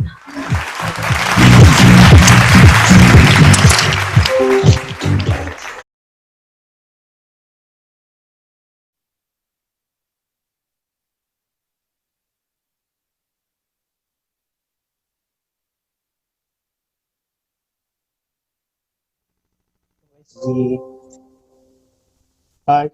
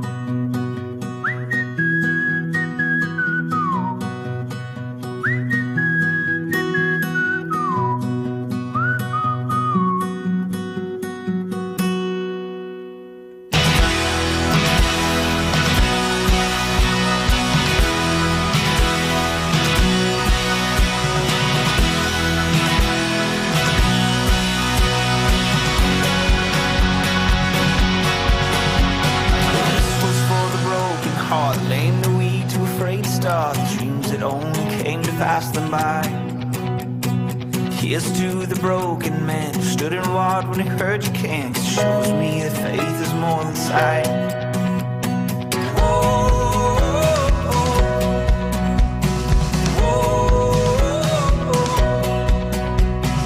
Here's to the wandering child looking for a star to guide, pushing through the darkness of the night. Hold your hand up to your heart and know it's just a chance to start. I know that it might feel like it's too hard.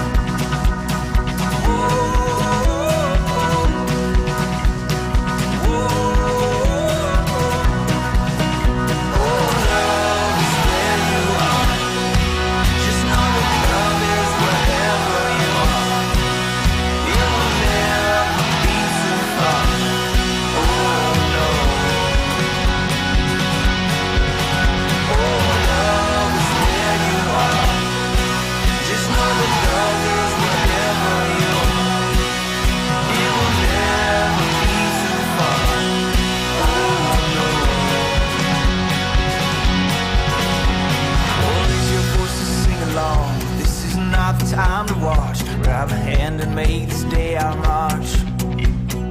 Pulling down the walls we cross, fighting through the wars we lost.